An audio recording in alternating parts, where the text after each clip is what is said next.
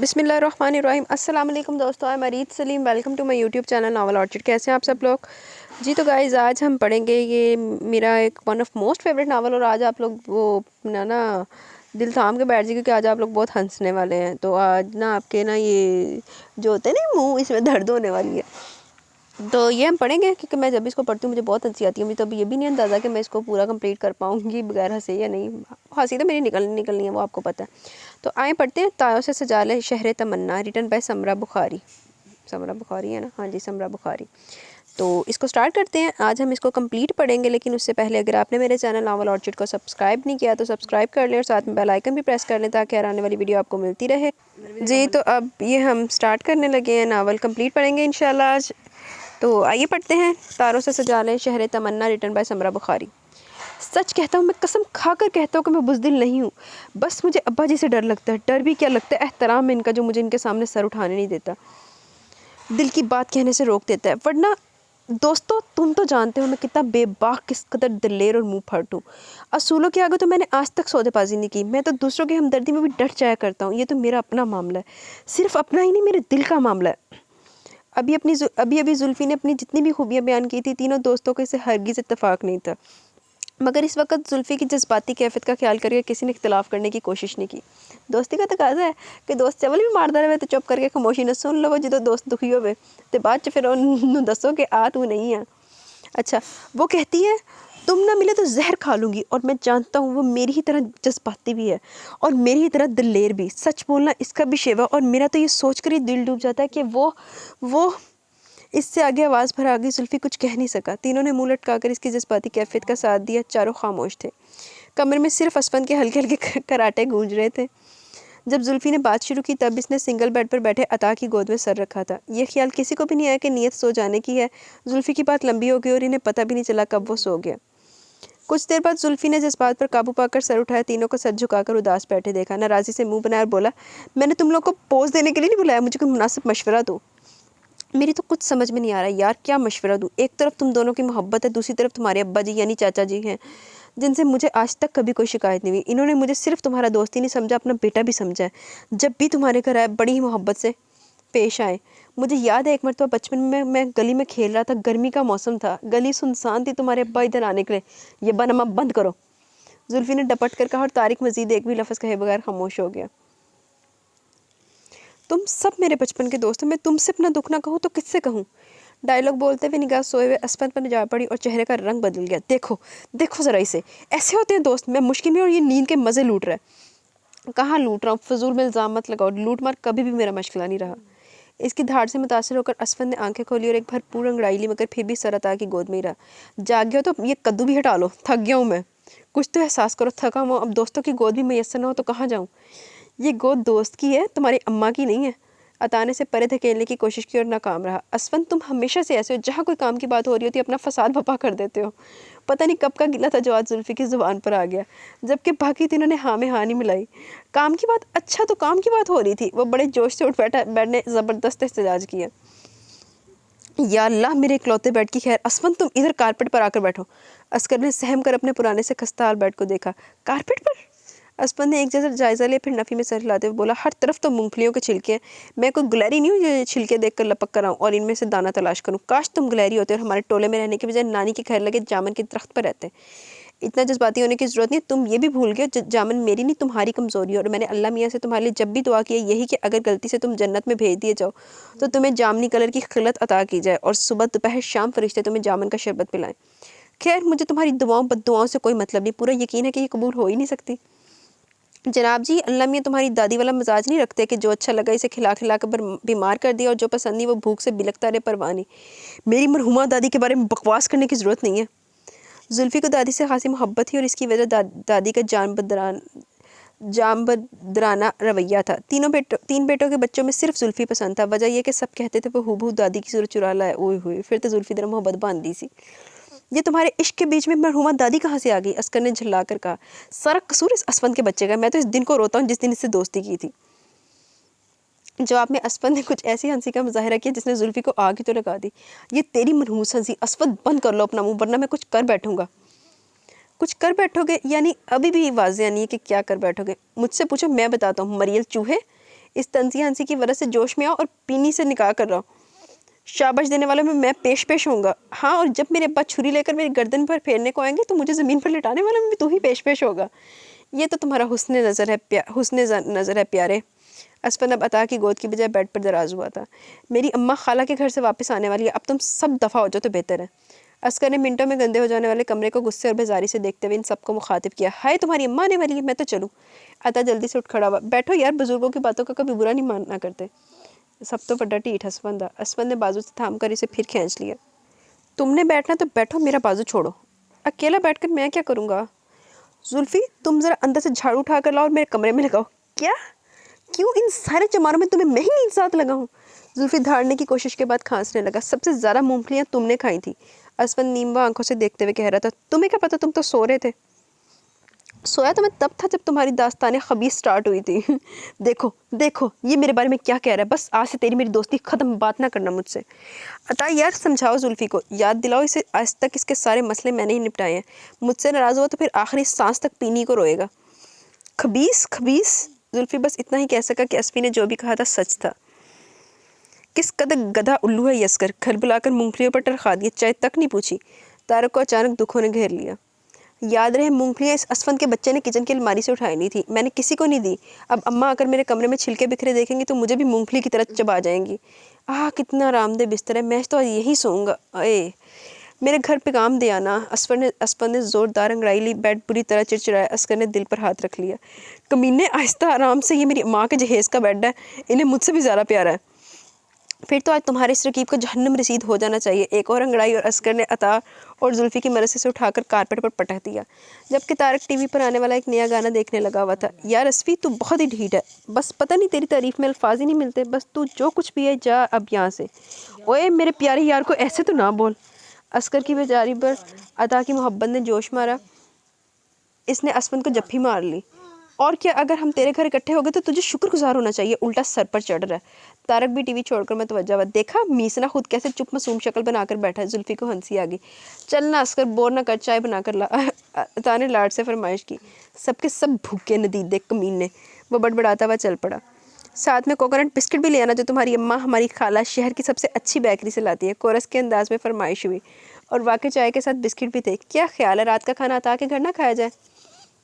चाय के दौरान तारक ने कहा, आज हम मसूर की दाल चढ़ाई है मेरी अम्मा ने। अच्छा, फिर जुल्फ़ी के घर चलते हैं। आज तीसरा दिन है, तुम सब रोज़ शाम को मेरे घर पहुंच जाते हो। मेरी अम्मा में इतना सब्र नहीं है। जिस दिन सब्र ख़त्म हो गया हम दूसरा घर देख लेंगे। असफर ने शानदार कहा। तुम चुप रहो, अभी मेरा गुस्सा ठंडा नहीं हुआ। जुल्फ़ी ने इतला दी। असफर ने वैसे सबको आगे लगाया हुआ। सब जुल्फ़ी, अब देखना इन्होंने कैसी कार्रवाई डालनी है जुल्फ़ी के घर जाके। सब जुल्फ़ी के घर पहुंचे थे। जुल्फ़ी डर रहा था। दरवाज़ा खुला था मगर वो अंदर जाने को तैयार नहीं था। असफर ने अचानक धक्का दिया और वो सहन में जा गिरा। या अल्लाह खैर, कहती इसकी अम्मा सारे मोहल्ले की फुप्पी छोटे से सहन में निकली। जुल्फ़ी को मुंह के बल पाया। आ गया मेरा लाल, दोस्त भी साथ होंगे? दुपट्टे के पल्लू से हाथ पहुँचते हुए मुस्कुराकर पूछा। मैंने तो मना किया था अम्मा, कहते हैं फुप्पी के हाथ में जायका बहुत है। जुल्फ़ी ने थूक निकल कर माँ को खुश करने को बात बनाई। हाँ हाँ, आ जाए सब। और लड़कों, बाहर क्यों खड़े हो? जुल्फ़ी खुश हो गया कि बात बन गई है। माँ को खुशामद भागी। सलाम फुप्पी। सबके मुंह दरवाजे में झांकने लगे। आओ आओ बच्चों, मुझे तुम्हारा इंतज़ार था। हैं वाकई? सब बेहोश होने को थे सिवाय असफन के। जब फुप्पी इन सब की बलाई ले रही थी वो चुपके से किचन में आ गया। इधर उधर नज़र दौड़ाई। कुकर पतीलियाँ सब खाली। हाँ, परात में आटा गूंदा रखा था और एक बड़ा सा प्याला चटनी पीस कर रखी हुई थी। ओ फुप्पी, तुम जुल्फ़ी की सगी माँ हो, यकीन नहीं आता। वाह, कितनी ज़हीन खतून हो तुम। फ्रिज का जायज़ा लिया। छोटे से डोंगे में मुर्गी पका कर रखी हुई थी। डोंगा उठाया और साथ ही जुल्फ़ी के कमरे में जाकर छुपा दिया। फुप्पी से सलाम दुआ के बाद सब इसी कमरे में आ बैठे। हीटर तो ऑन करो, सर्दी लग रही है। तारक ने कंबल खोलकर बिस्तर पर बैठते हुए कहा। अम्मा कहती है सरे शाम हीटर मत लगाया करो। जुल्फ़ी ने धीरे से याद दिलाया।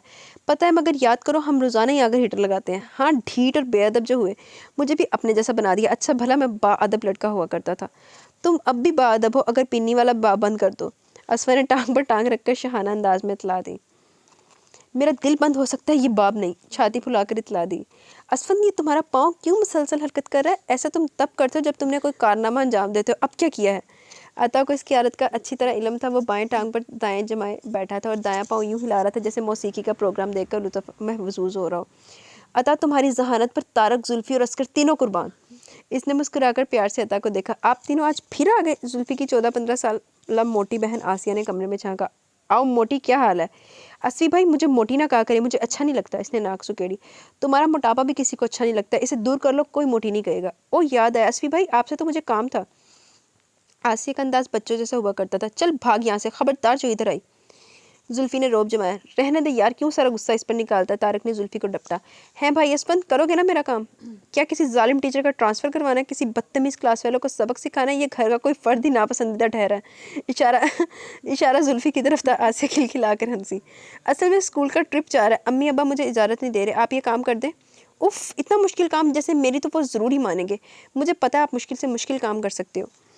मेरी सलाहियतों की पहचान पर शुक्रिया। आसान हल तो यही है कि स्कूल में छुट्टी के बाद मिलाद शरीफ का बहाना कर दो। शर्म शर्म। सब ने गैरत दिलाई। चलो इसी तरह तुम्हारा सर्द लहू तो गर्म हुआ, सोया बस ज़मीर तो जाग उठा। ज़मीर को गोली मारे, मजाक ना करे, मुझे अच्छा सा मशवरा दे। आसिया दोनों चोटियाँ पकड़कर इन्हें आपस में लगाते हुए कह रही थी। आसान हल यही है बच्ची के माँ बाप की बात मानो, वो जो कहते हैं औलाद के भले के लिए कहते हैं। पहले जुल्फी ने इन्हें थोड़े दुख दिए जो तुम भी नाफरमानी करने लगी हो। ए अता, तारक। फूफी की पहले आवाज़ आई, फिर दरवाजे में शक्ल नमूदार हुई। जी जी हुक्म। दोनों मुअद्दब हुए। ना हुक्म के बच्चे ना हो। याद है कुछ तुम दोनों की माँ को तुम्हारे हाथ क्या पैगाम भिजवाया था? सॉरी, भूल गए। हाँ भूल गए, नकल उतारी। मुझे पता होता ऐसी गैर जिम्मेदारी दिखाओगे तो खुद चली जाती। मुझे बताइए क्या मसला है? असफन हीटर के बिल्कुल करीब आ बैठा। हाँ लगी ना सर्दी, जवानी भी तो बहुत चढ़ी है ना। स्वेटर क्यों नहीं पहनते तुम? असल में बाहर तो मौसम काफ़ी मुतदल है, ये कमरे में कुछ सर्दी है। आहो, ये कमरा हमने बर्फ़ स्टोर करने के लिए जो बनवाया है। हाँ तो मैं तुम दोनों से कह रही थी, अब अपनी माँ से कह देना, इन्होंने जुल्फ़ी के लिए अच्छे रिश्ते बताने का वादा किया था, अब तक एक भी नहीं बताया। आखिर कब तक इंतज़ार करूँ? अरे फुप्पी, यही तो मज़े के दिन है। बहू आई तो सारे घर का चार संभाल कर आपको ज़बरदस्ती नमाज रोज़े पर लगा देगी। और अभी जुल्फ़ी की उम्र ही क्या है? कुछ साल मज़ीद घर की फ़िज़ा अपने लिए साजगार रखिए। ले असवंत, तुम्हारा मतलब वो कल की लड़की मुझे मेरे घर की हुकूमत से बेदखल कर देगी? ऐसे तो कोई ख्वाब में भी ना सोचे। अपने सामने सर उठाने वाले को मैं कुछ भी सोचने का मौका दिए बगैर चपेट मार दिया करती हूँ। आपकी इन्हीं खसूसियात की वजह से तो आपको मोहल्ले में खाला की बजाय फुप्पी कहा जाता है। हाँ पता है मुझे, मोहल्ले के सारे लड़के लड़कियाँ मुझसे डरते हैं। लहजे में एक गुरूर सा आ गया। और सारे इंतकाम कई सालों से गरीब जुल्फ़ी से ले रहे हैं। असफन की आवाज़ सिर्फ करीब बैठा जुल्फ़ी सुन रहा था। पहले माँ की बातें बेजार कर रही थी और मज़ीद खराबी असफन की बात ने पैदा कर दी। तुम भी क्या बेतुकी बातें ले बैठी हो अम्मा? जाकर रोटी पानी का बंदोबस्त करो। माँ से भी इसे अंदर की बेजारी के साथ मुखातिब हो बैठा। हाँ हाँ, मेरा कमाऊ पुत्र कमाइयाँ कर करके आए, इसकी खातिर में खिदमत करूँ, दूध मक्खन खिलाऊँ इसे। अम्मा, जुल्फ़ी ने एहतजाज करना चाहा। चुप कर जा, चपेड़ मार के मुंह टेढ़ा कर दूंगी। माँ के आगे बकवास करने की जरूरत कैसी हुई तुझे? समझाओ इसे असवी, माँ के पाँव के नीचे जन्नत होती है, अगर बात नहीं मानेगा तो पाँव के नीचे इसकी गर्दन रख दूंगी। मैं समझाता हूँ, आप जाकर रोटी पकाएं। हाँ हाँ, वेले निकम्मे, रोज़ रोज़ मेरे घर दावत उड़ाने चले आते हैं। चल नहीं आसिया, मदद करवा मेरे साथ। वो बेटी को बारू से पकड़ कर गायब हो गई। ये अम्मा भी बस, जुल्फ़ी ने आप भर कर अनकहा जुमला जैसे कह दिया। ज़्यादा आहें भरने की ज़रूरत नहीं है, तुम्हारे लिए ऐसी माँ नागज़ीर थी। असफी, तुम आज मुझे मुसलसल तैश दिला रहे हो। ख्वाम का मैं भला कब किसी को कुछ कहता? और तुम मूड ख़राब ना करो। तारक, ज़रा ये साइड वाला तकिया तो हटाओ। तकिए के नीचे से भुने हुए चिकन के डोंगे ने बरामद होकर सबको हैरान कर दिया। ये सालन का डोंगा तकिए के नीचे? अम्मा भी बस कमाल करती है। जुल्फ़ी का अंदाज मातमी था। ये काबिल फ़ख्र कारनामा तुम्हारी अम्मा का नहीं, मेरा है। ख्वाम का मेरे हिस्से की दादी ने मत दो। हाँ, तुम्हारी और मेरी अम्मा की खसूसियात तकरीबन एक जैसी हैं, मगर क्या ये बताना पसंद करेंगे आप कि मेरे तकिए का सत्यानाश क्यों मारा गया? ये तो जब फुप्पी जान आज का डिनर लेकर आएंगी तो वाज़िया होगा। फ़िलहाल ये बर्तन इधर दो, हीटर के सामने करीब रखता हूँ ताकि गर्म हो जाए। मगर अता, इससे पहले उठकर दरवाजे की कुंडी चढ़ा दो। क्यों, अब क्या खतरा पैदा हो गया? जुल्फ़ी कारपेट पर हीटर के बिल्कुल सामने दराज हो गया। तुम्हारा घर खतरों का गढ़ है। चलो अता, बंद करो दरवाज़ा। वो तो जब रोटी चटनी और फुप्पी के लबों पर कुछ फातिहाना मुस्कुराहट, कुछ तंज का रंग देखा, तब सब ने असफी की जहानत को सराहते हुए एक बार फिर दरवाज़ा बंद किया और खाने पर टूट पड़े। कम बख्तो, ये चिकन अम्मा ने यकीनन अब्बा के लिए बना कर रखा होगा। अब जब वो घर आएंगे, अम्मा खाना निकालते हुए इसे गायब पाएंगे तो मेरी शामत यकीनी हो जाएगी। खाना खाने के बाद जुल्फ़ी को यह ख्याल सताने लगा। जुल्फ़ी ने भी ख्याल खान तो बाद आया, हम ये हड्डियाँ सहन में रख देंगे, तुम यही तासुर देना बिल्ली खा गई होगी। अच्छा, वैसी कौन सी बिल्ली है जो फ्रिज से सारे निकाल कर ले जाए? तुम भी कभी कभी कमाल करते हो असफी। तुम अपनी अम्मा को इसी बात पर पक्का करना कि वो बर्तन किचन में रखना भूल गई होंगी। बल्कि ऐसा करो, फुप्पी किचन से इधर उधर हो तो ये बर्तन किचन के फर्श पर रखने के बाद बचे कुछ सालन में 5 उंगलियां यूँ जोड़कर डुबो लेना और इसी तरह इन्हें जोड़े हुए फर्श पर जगह जगह लगा देना। बिल्कुल बिल्ली के पंजों के निशान लगेंगे। मैं अरसे से अपनी अम्मी के किचन में ऐसी बिल्ली को घुसा रहा हूँ। तरकीब अनोखी और ज़बरदस्ती, सबका मुश्तरका कहका गूंजा और एक बार फिर सारे दोस्त असफी की जहानत के कायल हो गए। इतना ज़हीन है तू, मगर मेरे और पीनों के लिए कुछ नहीं कर सका। जुल्फ़ी को फिर दुखों ने आ घेरा। ये तो जुल्फ़ी रवि ज़िंदगी से बहुत दुख है। तुम वक्त तो आने दो, तुम्हारे रास्ते के सारे कांटे मैं चुनवा दूंगा। मेरे पास ऐसे कारकुन हैं जो सब काम बड़ी नफासत और करीने से करते हैं। अच्छा, ये बातें बाद में होती रहेंगी, अब घर चलना चाहिए। मेरी अम्मी ने कहा था कि अगर आज भी देर होगी तो दरवाज़ा नहीं खुलेगा। अता उठ खड़ा हुआ। हाँ, मेरे अब्बा भी सरकारी दौरे से आज ही लौटने वाले थे। तारिक को वजह से करंट लगा। हाय, बड़ी सर्दी है। जुल्फ़ी का कमरा कितना गर्म है। क्या ख्याल है जुल्फ़ी, आज रात तुम यहाँ हीटर के सामने नरम गरम कारपेट पर और मैं उधर दूर कोने में लगे बेड पर सो मर ना लूँ? नहीं जी, इतना जुल्म तुम अपनी जान पर किस लिए ढाते हो? दफ़ा हो जाओ, अपने घर जाकर सो। तुम जाओ, दफ़ा हो जाओ, अपने घर जाकर सो। और तुम सब कान खोलकर सुन लो, कल अगर मेरे घर खाना खाने का प्रोग्राम बना तो मुझसे बुरा कोई नहीं होगा। नहीं नहीं, अब हम ऐसे भी नहीं है। कल मेरे अम्मी अब फैसलाबाद जा रहे हैं, तुम सब शाम को मेरे घर आ जाना। मूंगफलियाँ, पिस्ता, कागजी बादाम तुम सब लेते आना। किशमिश का इंतज़ाम मैं खुद किसी ना किसी तरह तुम लोगों की खातिर कर ही लूँगा। असफर ने कहा, नहीं नहीं, तुम इतनी मुसीबत क्यों उठाते हो? हम ये भी खुद ही ले आएंगे और खाएंगे भी खुद ही। तारिक जलकर बोला, ये तो बाद में देखा जाएगा। लापरवाही से शाने उचकाकर सबको चैलेंज किया था। असफी होंदे सारे खालन थे। असफी राम ना मुँह देख ले, ऐसा किसी किताब से लिखिया। आ गए तुम, खाना खाओगे? घर में दाखिल हुआ तो अम्मी पैकिंग में मसरूफ़ पूछ रही थी। नहीं, आप अपना काम मुकम्मल करें, अब्बू नहीं आए अभी तक। एक तो अम्मी आपने इन्हें बड़ी ढील दे रखी है, इतनी इतनी देर बाहर रहते हैं, कोई दुख है भला? बातें मत बनाओ, वो कब के आ चुके हैं, यही कुछ तुम्हारे बारे में कहकर कमरे में जाकर लेट गए। ओह, अंदाज़न कितनी देर पहले मेरे बारे में इनके ख्यालात का इजहार फरमाया था? तकरीबन 1 घंटा तो हो ही रहा है। शुक्र, इसका मतलब है अब तक तो सो ही चुके होंगे। वो कुछ डरने सहमने की अदाकारी करता दबे दबे कदम उठाता अपने कमरे की तरफ बढ़ा। अपने कमरे की तरफ बढ़ा। मुझे बताओ तो सही, कहाँ थे तुम? जाना कहाँ है अम्मी, पहले अस्कर के घर, फिर जुल्फ़ी इसरार करके अपने घर ले गया। ओह, याद है आप लोगों को इसका इसरार जुल्फ़ी का? बड़ा अच्छा चिकन पकाया हुआ था इसकी अम्मी ने। मैं शर्मिंदा ही हुआ, हमारे घर जब भी मेरे दोस्त आते मजा है जो कोई ढंग की चीज़ पकी हो। तुम भी तो बताए बगैर इन्हें ले आते हो। अब घर में हम कुल 3 ही तो अफराद हैं, मैं जो पकाती हूँ इसी हिसाब से पकाती हूँ। पहले से बता दिया करो तो कुछ इंतज़ाम भी हो जाया करे। वैसे तुम्हारे अब्बा को जवान लड़कों का यूँ महफिलें जमाकर घंटों बैठे रहना बिल्कुल पसंद नहीं है। तुमसे इन्हें वैसे भी बहुत शिकायतें हैं। कहते हैं जब तक मेरा बड़ा बेटा शहरियार पाकिस्तान मेरा काम का आधा बोझ अपने सर पर रखा, और एक यसफंद है अब तक नन्ना बना हुआ है। लो, ख्वाम का अब्बू को तो पता नहीं मेरी कौन सी अदा बुरी लग गई है। अब आला तालीम हासिल कर रहा हूँ तो इसमें किसका फ़ायदा? अब्बू के ख़ानदान का ना। आप ज़रा सोच कर बताइए, इनके ख़ानदान में आज तक किसी ने PhD का नाम भी सुना है, जबकि मैं PhD कहलाने वाला हूँ। वाह, बड़ी गल है, ये बातों का पीर पढ़ भी सकता है। कब मैंने तो तुम्हें कभी पढ़ते नहीं देखा। ओहो अम्मी, प्यारी अम्मी, अब मैं आपको कैसे समझाऊं? अच्छा खैर, आपने समझ कर करना भी क्या है। आप यूँ समझ ले, कोर्स बहुत मुश्किल है, इसलिए थोड़ा वक्त तो लगेगा। दोस्तों से फुर्सत मिले तब ना। अब आप भी तंज करने लगी, अब्बू के हम ख्याल होने लगी हैं। मगर इससे पहले माजी में झांकिए और बताइए, कभी मैंने आपको पढ़ाई के सिलसिले में मायूस किया? सिर्फ पढ़ाई का पूछ रहा हूँ, दूसरे सिलसिले दोहराने ना बैठ जाइएगा। असमन को भी अपने करतूत पता नहीं। खैर, ऐसा तो नहीं हुआ, मगर अब भी मुतमिन रहिए। चाय बनाने लगा हूँ, पियेंगी? अल्लाह तुम्हें खुश रखे, बना दो 1 कप। वह इस बात में सर हिलाकर चंद कदम चला, फिर रुक कर बोला, सब्ज़ इलायची किधर है? चाय की पत्ती के पास ही रखी है। ओके, फिर इंतज़ार करें। वाह, बड़ी बात है कि असफन जैसा बंदा भी कुछ बना सकता है, कुछ कर सकता है। अम्मी अब्बू सुबह नाश्ते के बाद फैसलाबाद चले गए। जाते हुए इसके लिए बहुत सी हदायत थी। काम वाली मासी आएगी, घर की सफाई के साथ साथ वॉशिंग मशीन भी सर्फ खुद डालकर कपड़े धुलवाना। याद रहे, सर्फ का पैकेट इसके हाथ में नहीं देना, वो तो पूरा ज़ाया कर देगी। दूध वाला आएगा, दूध लेकर बॉयल कर लेना, ठंडा हो जाए तो फ्रिज में रख देना। सब्ज़ी वाला भी पहले दिया करता है। 1 से 2 किलो प्याज, 2 किलो आलू, 1 पाव लहसुन और अदरक ले लेना। और हाँ, 1 किलो मटर भी ले लेना। बाकी सब्ज़ी फ्रिज में रखी है। इसने पूरी सारतमंदी से सरस बात में हिला दिया। इन्हें रुखसत करने के बाद टीवी ऑन किया और चाय का कप लेकर बैठ गया। अभी पहला घूंट लिया था कि बेल बज उठी। जाकर गेट खोला, सामने मासी खड़ी थी। आहा, आ गई आप? आपके लिए तो वालदा बड़ी हिदायत देकर गई हैं। अच्छा जी, क्या कह कर गई हैं? और गई कहाँ है बेगम साहिबा सवेरे सवेरे? हाँ, जब तक ये पता नहीं चलेगा तब तक तुम्हारा खाना हजम नहीं होगा। मगर मैं भी बड़ा जालिम हूँ, नहीं बताऊँगा, चाहे तुम्हें हैज़ा हो जाए। अल्लाह ना करे हैज़ा, बुखार, पेट दर्द हो। मेरे दुश्मनों को आप भी असफन साहब कभी कभी ऐसी बातें करते हो, कलेजा साड़ के सवा कर देते हो ना। तुम ये बताओ, अम्मी कहीं भी जाए तुम्हारी सेहत पर क्या असर पड़ता है? गलती हो गई। मासी रसूला को भी गुस्सा आ गया। चलो शुक्र तुमने अपनी गलती तस्लीम तो की। पता है, ये भी बड़ा दिल गुर्दे का काम है। जो लोग गलती तस्लीम कर लेते हैं वो बड़े अजीम होते हैं। मुझे अजीम बनने का कोई शौक़ नहीं है, खाली कोली तारीफ़ को चाटना है मैंने। अब तुम्हारा क्या ख्याल है? तुम्हारी इस अदा से मुतासिर होकर 1000-2000 तुम ऊपर लुटा दो? हटो जी, काम करने दो मुझे। वो सर झटक कर आगे बढ़ी। एक खुशखबरी है। अम्मी क्या कर गई है? आज मशीन लगाकर कपड़े धोने हैं। धो देती हूँ, मगर पैसे भी आज ही लूँगी धुलाई के। अच्छा, अम्मी कहकर तो नहीं गई, मगर ले लेना। बहुत शुक्रिया। अब क्यों मुस्कुराइए, बोली, रब भी कितना मेहरबान है। मेरा छोटा बच्चा सेब खाने की ज़िद कर रहा था, पर मेरे पास फालतू पैसे कहाँ होते हैं जो बच्चों की फरमाइशें पूरी करूँ। बड़े दुखे हुए दिल के साथ आई थी, पर मुझे क्या पता था मेरे अल्लाह ने इंतज़ाम कर दिया। मैं अभी मशीन लगाकर कपड़े धोती हूँ, घर जाते हुए सेब लेकर जाऊँगी। इसने मशीन बरामदे के करीब सेहन पर रखी और पाइप से पानी डालने लगी। फिर चुपचाप खड़े सफन की तरफ देखकर बोली, इधर धूप है ना जी, बस इसलिए मशीन इधर लगा ली, फिक्र ना करो, सेहन को भी बाद में अच्छी तरह धो दूँगी। वो कुछ भी कहे बगैर दोबारा अंदर आकर टीवी के सामने बैठ गया, चाय का कप उठा लिया। एक बार फिर बैल हुई, मगर अब इत्मीनान था, मासी खुद ही देख लेगी।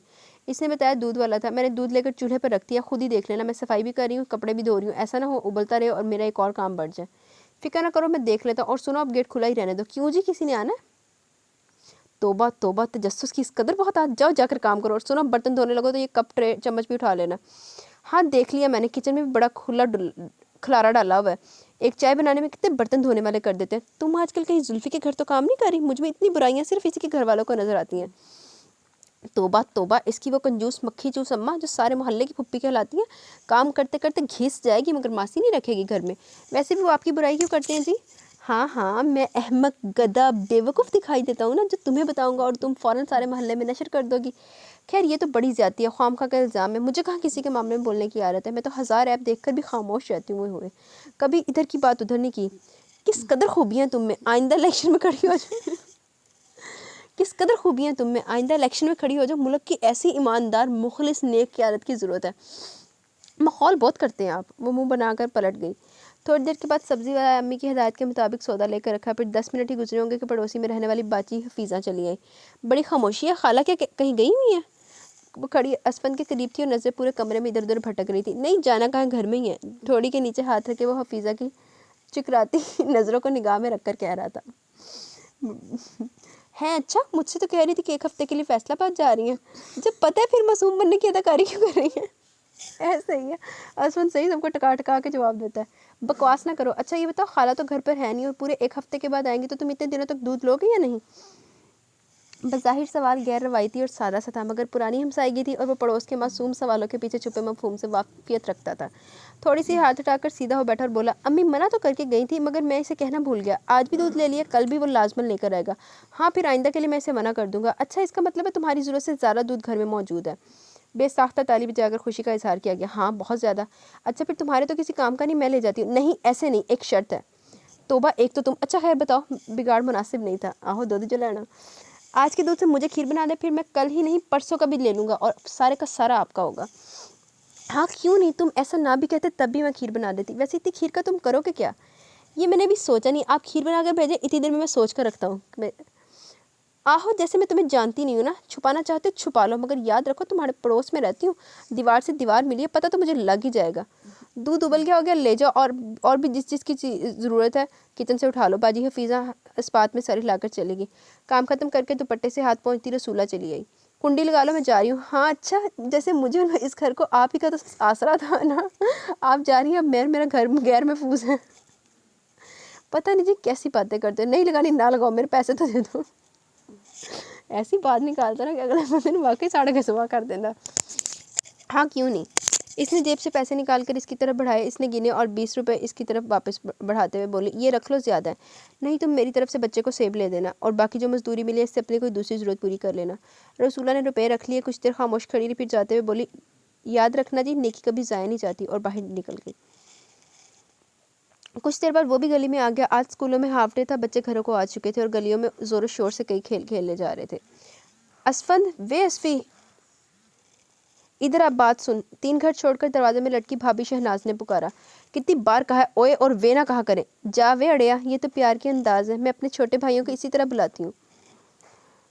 यानी बात करने से पहले बेइज्जत कर देती हैं ना। इसमें इज्जत बेइज्जती कहाँ से आ गई? तुम्हें भला क्या पता बेइज्जती होती क्या? हाय, कभी मेरी सास को जलाल में देखो तो पता चले। अच्छा बुलाया क्यों था मुझे? हाँ कब से इन गली में हंगामा मचाते बच्चों से कह रही हूँ असफन को बुला दो, कोई सुनता ही नहीं। मैंने कहना था ज़रा वीर, ज़रा मेरी सास को मेरी नंद के घर तो छोड़ाओ। सुबह से शनील का जोड़ा पहनकर दामाद के इंतज़ार में बैठी है कि अब लेने आया तब लेने आया। वो पता नहीं कहाँ गुम हो गया। 8 दिन गुजार कर जाएगी तो क्या फ़ायदा, तुम ज़रा छोड़ाओ इसे। बदले में मुझे क्या मिलेगा? दुआएं दूंगी ना। नहीं तुम्हारी दुआओं पर मुझे एतबार ही नहीं। बस ऐसा करो, मैं चिकन वगैरह ला देता हूँ, मुझे अच्छा सा पका दो। लो ये कौन सा मुश्किल है, आजकल मेरी छोटी बहन भी आई हुई है, अभी पका देगी। बहन आई है तो फिर मेरी फरमाइश डबल है, शाम को मटर पुलाव भी चाहिए। कोई बात ही नहीं, सब हो जाएगा, बस तुम रास्ते में मेरी सास को कायल कर लेना कि आधा दिन गुजर गया, अब इन्हें आज शाम की बजाय कल शाम को ही वापस इधर आना चाहिए। फिक्र ना करो, वो एक हफ्ते बाद ही वापस आएंगे। तुम किसी बड़े से शॉपर में इनके 2 जोड़े रख कर दे दो ताकि इन्हें एक हफ्ते रहने में भी दिक्कत पेश ना आए। सदके वारी, तुम्हारी ज़ुबान के सिर पर मुझे पूरा भरोसा है। असमत वैसे ना ज़ुबान दी खटियाँ खान वाला है। शाम को जब सब दोस्त इसके घर इकट्ठे हुए तो वो कारपेट पर बिस्तर लगाए हीटर और टीवी ऑन के लॉन्च में नीम दराज था। करीब ही चंद मैगजीन और अखबार रखे थे। ये दरवाज़ा किस खुशी में खुला छोड़ रखा है। ये ठीक है अभी सिर्फ 8 बजे, मगर आजकल तो दिन दहाड़े भी चोरी हो जाती है, डाके पड़ जाते हैं। अस्कर ने जाते ही लताड़ा, तुम लोगों के लिए खोला था, बंद करके आए हो ना। हाँ, हम तुम्हारे जैसे गैर जिम्मेदार नहीं हैं। वो सब जहाँ जगह मिली टिक गए। कहाँ रहे हो सारा दिन, दिखाई नहीं दिए। तारक इसके बिस्तर में घुस गया। बड़े काम किए आज मैंने, और सबसे मुश्किल काम भाभी शहनाज की सास के साथ सफ़र करना था। शुक्र है सफ़र मुख्तसर था, वरना यह सास रहती है मैं। तू ही रहना सी सास नहीं बनी। हाय ऐसी खतरनाक औरत है। अता घबराया। भाभी शहनाज सच ही अपनी किस्मत को रोती है। वैसे अब मैं इन मोजिज़ खातून को एक हफ्ते के लिए इनकी दुख्तरे नेक अख्तर के घर छोड़ आया हूँ, और भाभी शहनाज ने मुझसे वादा किया इस खुशी में वो कल मुझे कोफ्ते बनाकर भेजेंगी। आहा, यानी कल भी हमारा खाना तुम्हारी तरफ। वैसे लगता है आज तो तुम हमें तनूर से दाल रोटी लाकर खिलाओगे। कैसे क्यास फरमाया, जुल्फ़ी की बात पर भवें उचकाकर पूछा। ज़ाहिर अब तुम बिस्तर में बैठकर तो हमारे लिए कुछ पकाने से रहे। ये सहाने रखे, मैगज़ीन लाउंज में आया बिस्तर, और ख़ासकर इतना गर्म कमरा बता रहा है कि कब से हीटर लगाई यहीं पड़े हो। वाकई आप तो ज़हीन हो गए, पूरी संजीदगी से कहा गया। हाँ यार, जुल्फ़ी ठीक कहता है, आसार से तो ऐसा ही लगता है। तारक फिक्रमंद था। ना कम बख्तो, मुझे ये बताओ, कभी मैंने तुम्हारे घर जाकर फरमाइशी प्रोग्राम नशर किया जो आगे रखते हो मैं दिल में हज़ार बार बुरा भला कहते बज़ाहिर सब्र शुक्र से खा लेता हूँ। अभी 4 दिन पहले अता के घर शलजम खाए थे जो कि मुझे जहर लगते हैं, मगर चुप रहा। जुल्फ़ी की अम्मी ने चटनी रोटी दे दी, अल्लाह का शुक्र अदा करके खा ली। हाँ खा ली, वो चिकन भूल गई जिसकी वजह से अम्मी के हाथों मेरी तिक्का बोटी होते बस होते होते रह गई। इस चिकन का नाम मत लो, वो मेरी ज़ाती मेहनत और जहानत का समर था। अच्छा ये क्या लगा कर बैठा, रिमोट इधर दे। अस्कर ने रिमोट लेना चाहा, इसने हाथ परे कर लिया और बोला, नवाबों की तरह सोफे पर बैठो, नीचे आकर बैठो। तुम्हारे घर आकर यही तो मुसीबत पड़ती है, हर काम तुम्हारी मर्जी से करना पड़ता है, मगर अब मेरी हिम्मत जवाब देगी है, मैं जा रहा हूँ। वो उठ खड़ा हुआ, असफन ने रोका भी नहीं। बाकी सब अरे अरे करते इसे पकड़ने लगे। क्या हुआ यार, इतना जज्बाती क्यों हो रहा है। जुल्फ़ी को हैरत हुई। बचपन से अम्मा अब्बा घर के इकलौते सोफे पर बैठने से मना करते आ रहे। सोचा था पढ़ लिख कर बड़ा आदमी बन जाऊंगा, फिर अपनी पसंद का सोफ़ा अपने कमरे में रखूंगा, मगर हाय किस्मत, अब्बा बीमार हुए, घर का सारा बोझ मेरे कंधों पर आ गया। तलीम अधूरी छोड़कर नौकरी करनी पड़ी। सोफ़ा नया क्या खरीदा, वो पुराना भी बिक गया। थोड़ी देर के लिए माहौल पर सोगवारी छा गई। सब खामोश थे। कुछ देर बाद असफन ने इसका हाथ पकड़ लिया और बोला, घबराते क्यों, अच्छे दिन भी आएंगे। अक्ल जहानत हो तो आदमी बहुत कुछ कर सकता है। तुम्हें फिक्रमंद नहीं होना चाहिए। बेहद अक्लमंद और ज़हीन आदमी तुम्हारा दोस्त है। कौन? इसने मासूमियत से सब पर नज़र दौड़ाई। असफंद के अलावा सब कहकर लगाकर हंस पड़े। ये अखबार आज का है? अता ने हाथ बढ़ाया। हाँ आज का है, मगर अब पढ़ने से फ़ायदा, आज का दिन कुछ देर में कल का हो जाएगा। असफंद ने अखबार के टुकड़े टुकड़े कर दिए। की है ना जलील हरकत। मैं पढ़ लेता तो तेरा क्या जाता। दोस्तों के दरमियान बैठकर अखबार पढ़ना सख्त गलत बात है, और असफंद की बात से सब ने इत्तफाक किया। यार वो मेरे बारे में क्या सोचा तुमने, जुल्फ़ी ने याद दिलाया। सोचना क्या भला, कुछ भी नहीं। क्या सोचना है भला, कुछ भी नहीं। शाबाश है असफ़ी, कितने दिन से बकवास करो कि मेरे मसले का हल निकालो। आसान हल यही है, मोहब्बत को मसला ना बनाओ, बस बात ख़त्म, मसला ख़त्म। कैसे ना बनाओ, अगर इसके घर वालों ने इसकी शादी कहीं और कर दी तो? एवं कर दी, पहले भी तुम लोगों से कहा है, फ़ख्र किया करो, मुझ जैसा ज़हीन आदमी तुम लोगों का दोस्त है। मेरा मतलब है मोहतरमा भाभी साहिबा का रिश्ता चुपचाप थोड़ी तय हो जाएगा। मेहमानों की आमद से तफसीली सफाई होगी, खाने बनेंगे। सबसे पहले भाभी साहिबा को निला दुलाकर सबसे बेहतरीन सूट ज़ेबतन करने की हिदायत जारी होगी। अब गली मोहल्ले के बच्चे आवारा फिरते हैं, किसी को भी 3-4 रुपए दे का लालच देकर मनहूस मेहमानों की आमद की खबर दी जा सकती है। बस इसके बाद हम चारों दोस्तों में से कोई भी इनकी गली के नुक्कड़ पर खड़ा होकर आने वाले मेहमानों को मिस गाइड करके किसी ऐसे घर भेज देगा जहाँ लड़कियाँ काफ़ी तादाद में मौजूद हों। वाह, हमें क्या पता चलेगा कौन से मनहूस मेहमान है। रोज़ाना कितने ही लोग तो आते हैं। असफर ने तो तजवीज़ से इत्तफाक नहीं किया। अरे ऐसे मेहमान तो साफ पहचाने जाते हैं। मर्दों की निस्बत इस काफ़िले में औरतों की तादाद ज़्यादा होती है, जिन्होंने ज़रूरत से ज़्यादा मेकअप थोप रखा होता है और ज़रूरत से ज़्यादा बातमात और मकरूर नजर आने की कोशिश में होंक दिखाई दे रही होती हैं। इन्हें लड़की वालों की गली का हर बंदा इसलिए हकीर दिखाई देता है कि वो इस मोहल्ले से ले जाने वाली का मोहल्लेदार है। यानी सब कमी कमीन जलील। हाँ ये तो है, जब मेरी आपा की शादी हुई थी इसके ससुराल वाले बिल्कुल इसी अंदाज में आया करते थे। अता ने इत्तफाक किया। यानी इसका मतलब है तुम इसका रिश्ता तो कहीं और होने नहीं दोगे? जुल्फी ने पुरजोश अंदाज में कहा। बिल्कुल नहीं, किसी माई के लाल में इतनी हिम्मत नहीं। वाह शाबाश जियो मेरे शेर, और अब मेरे अब्बा को भी आराम करने की तरकीब लड़ाओ। वो भी हो जाएगा, तुम बस चैन की बांसुरी बजाया करो। बांसुरी कहाँ से ले? वो तो पुराने ज़माने में चरवाहे बजाया करते थे, अब ना चरवाहे रहे ना बांसुरियाँ। असगर सर कभी कभी बड़े पते की बात किया करते थे और इस पर असफन, तारिक और अता से दाद भी काफ़ी पाते थे, जबकि ये मार्फत की बातें जुल्फ़ी की समझ में कम ही आती थी। यार असफ़ी, मुझे लगता है तूने आज हमारा पेट खाली बातों से भरने का प्रोग्राम बना रखा है। क्या बात है, आज भूख कुछ ज़्यादा सता रही है? ये बात नहीं, फ़िक्र है तो इस बात की कि तू अभी तक आराम से बैठा बल्कि लेटा हुआ है। घर में और कोई है भी नहीं, कब खाना बनेगा, कब हम खाएंगे? हाँ यार मरवा ना देना, मैं तो घर में कह कर आऊँ कि खाना खा कर आऊँगा, मेरे लिए कुछ ना रखना। ओए होए, असगर ने चेहरे पर मस्कीनियत तारी करते हुए बताया। तुम तो जानती हो प्यारे दोस्तों, मुझे सिर्फ अच्छी चाय बनाना आती है। ये नुक्कड़ वाली दुकान से या तो डबल रोटी पकड़ लो या एक पैकेट रस ले आओ, रात गुजर ही जाएगी। अगर ऐसा तो कल ही हमें बता देते, हमें कह देता, हम आते ही ना। यानी तुम मेरी मोहब्बत में नहीं खाने के लिए आए हो? अच्छा अब जज्बाती डायलॉग बोलने की ज़रूरत नहीं है, चाय ही पिला दे। चाय? हाय बड़ी सर्दी है, बिस्तर से निकलने को जी नहीं चाहता। अता उठ मेरे भाई, ज़रा एक चक्कर किचन का तो लगा कर आ। अता ने इसे घूर कर देखा, फिर उठ गया और इसके जाने के बाद किचन से जो नारा बुलंद हुआ मुसर्रत से लबरेज था। चिकन कौरमा, मटन पुलाव और खीर, असफन जिंदाबाद। ये तो मालूम था कि अम्मी अबू पीर के रोज़ वापस आएंगे, किसी वक्त आएंगे ना इसने पूछा और ना ही इन्होंने बताने की ज़रूरत समझी। एक दो मरतबा फ़ोन भी किया तो इसी ने, वो तो जाकर जैसे से भूल ही बैठे थे। ऐदा दिन कमी औलाद कौन याद रखता। इस रोज़ भी सारे दोस्त रीना ने इसकी तरफ करने के बाद 11 बजे के करीब उठकर गए थे। बर्तन जुल्फ़ी से उठवा कर किचन में रखवाए थे और कहा था तुम लोग गेट बंद ही रहने तो इधर छत पर से हमसायों की छत पर कूद जाओ और छत पर भागते हुए अपने घर चले जाओ। गेट से जाओगे तो मुझे उठकर दरवाज़ा बंद करने के लिए उठना पड़ेगा। मगर सब ने इसका मशवरा नहायत बेहुदा करार दिया और गेट पर से ही इसको लानती देते हुए गेट से ही गुजरे थे। लॉक लगाकर वो बिस्तर पर लेटा ही था कि फिर बेल बजने लगी। लगता है इनमें से कोई अपनी नहायत गैर ज़रूरी चीज़ यहाँ छोड़ गया और अब इसके बगैर नींद नहीं आएगी। दरवाज़ा खोला, सामने अब्बू अम्मी और दो अजनबी चेहरे वाली ख़वातीन खड़ी थी, एक नहायत मोहम्मद, दूसरी नहायत यंग। आप लोग बगैर किसी इत्तला के बताया होता, मैं कोई चाय पानी का इंतज़ाम ही कर लेता। अगर तुम्हारे सुगड़ सलीकामंद होने का थोड़ा सा भी शुबा होता तो ज़रूर बता देते। अब्बू कैसे जवाब को यकीनन अजनबियों ने के सामने पसंद नहीं किया जा सकता था। तुम यहाँ सो रहे हो? लाउंज में बिस्तर लगा कर देखकर अम्मी हैरान हुई। जी हाँ, तन्हाई के एहसास ज़रा कम होता है ना इधर। अच्छा मगर वो किस तरह? ओहो बेगम, तुम भी किसकी बातें सुनने खड़ी होगी? सामान ठिकाने रखो, मेहमानों को बिस्तर दो, थके हुए आराम करेंगे। हाँ जी अच्छा। अम्मी को भी गलती का एहसास हुआ। अम्मी ने हले अपनी गंदी औलादी खसलत नहीं पता कि इसने असफन से एक बात करनी है, उन्हें इनू अगले घर तक पहुँचा के आना तो ऐसी दलीलें देनी है ना कि अम्मी परेशान हो जानी। खाला जी आप इधर बैठिए, बेटा तुम भी खड़ी क्यों हो? खाला जी के साथ ही सोफे पर बैठो। असफी तुम पहले चाय बना कर लाओ, फिर अपना बिस्तर उठाओ यहाँ से। गजब खुदा का, घर में 3 औरतें मौजूद हैं और अब्बू चाय के लिए मुझे कह रहे हैं, क़यामत की निशानी है। वो बुरे मुंह बनाता किचन में चला है। जब चाय के साथ वापसी हुई तो इसका बिस्तर उठ चुका था और सब यकीनन चाय के इंतज़ार में बैठे थे। अम्मी ने ट्रे इसके हाथ से ले ली और बोली, अब तुम जाकर सो जाओ, तारुफ तो करवा दे। धीरे से कहा ताकि टीवी पर न्यूज़ देखते वालिद मोहतरम न सुन ले। वो हर बात का ऐसा जवाब देने के आदी थे कि असफद जैसा खुद को जीनियस तस्वर करने वाला भी अश कर उठता। असफंद ही अब्बा जी है, वो भी असफंद की बाप है, असफंद उनका बाप नहीं है। तारुफ के भाई रिश्तेदार हैं अपने। ओ अच्छा। इसने भी ऐसा तासुर दिया जैसे इसके बाद मज़ीद किसी तारुफ की तो ज़रूरत ही बाकी नहीं रही और अपने कमरे में आ गया।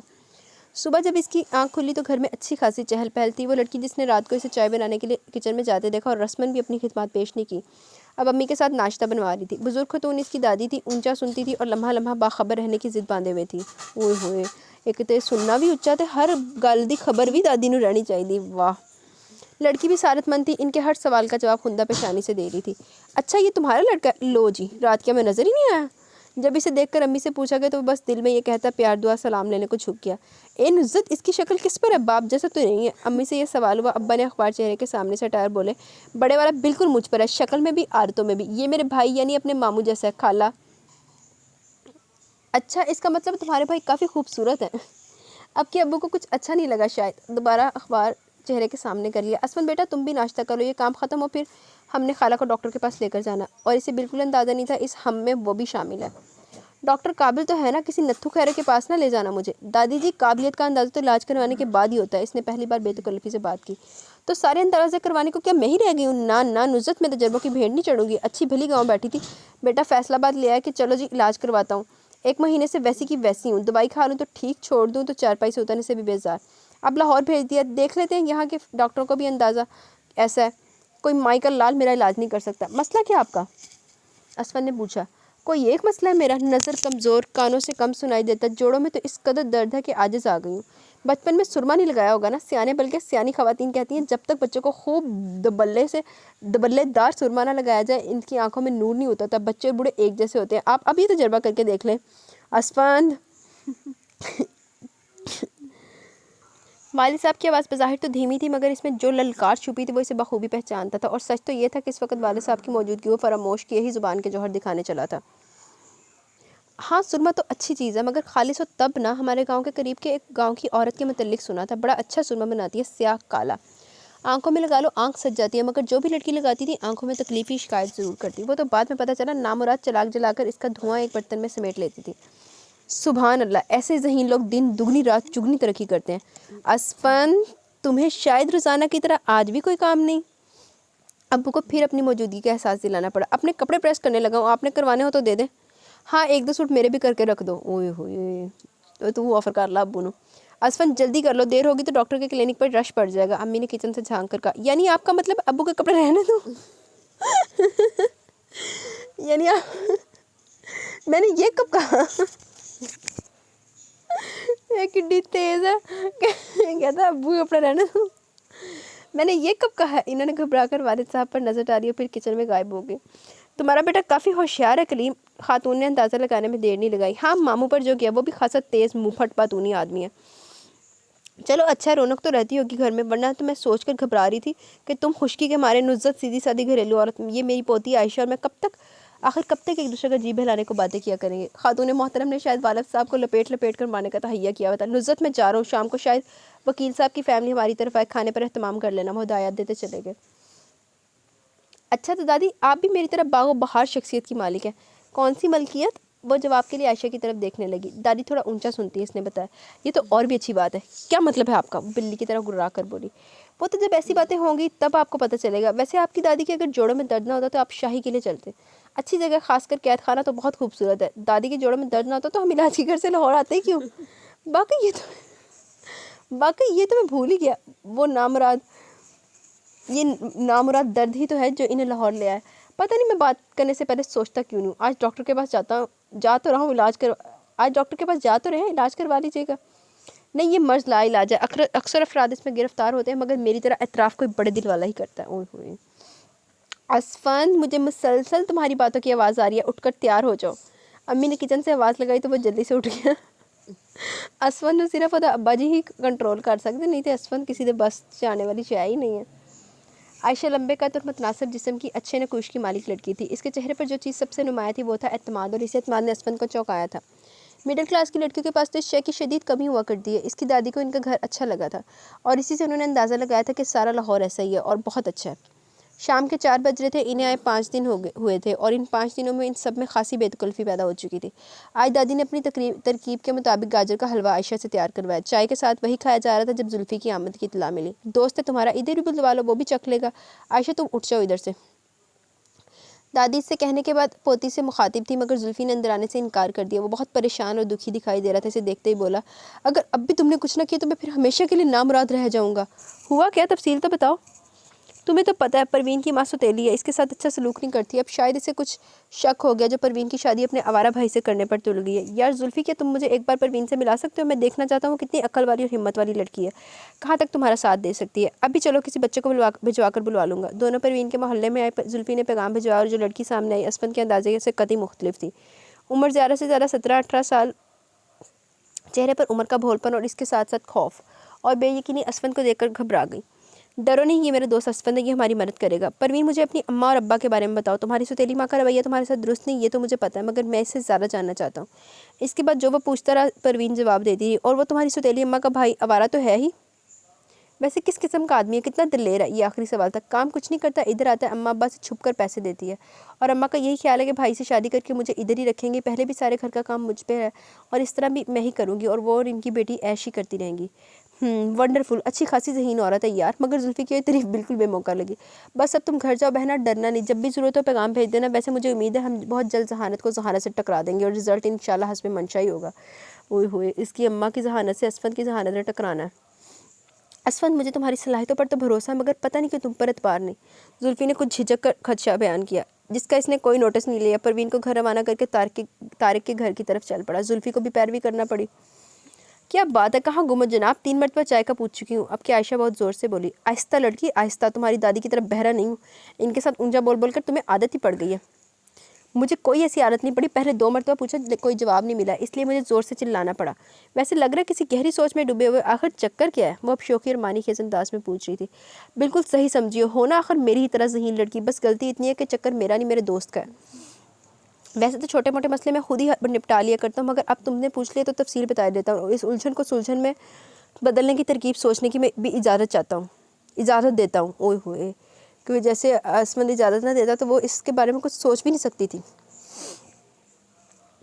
सारी बात सुनकर इसने अफसोस और मायूसी के साथ नफ़ी में सर हिलाया और बोली, बहुत मुश्किल सूरत हाल है, भला इसका हल क्या निकल सकता है?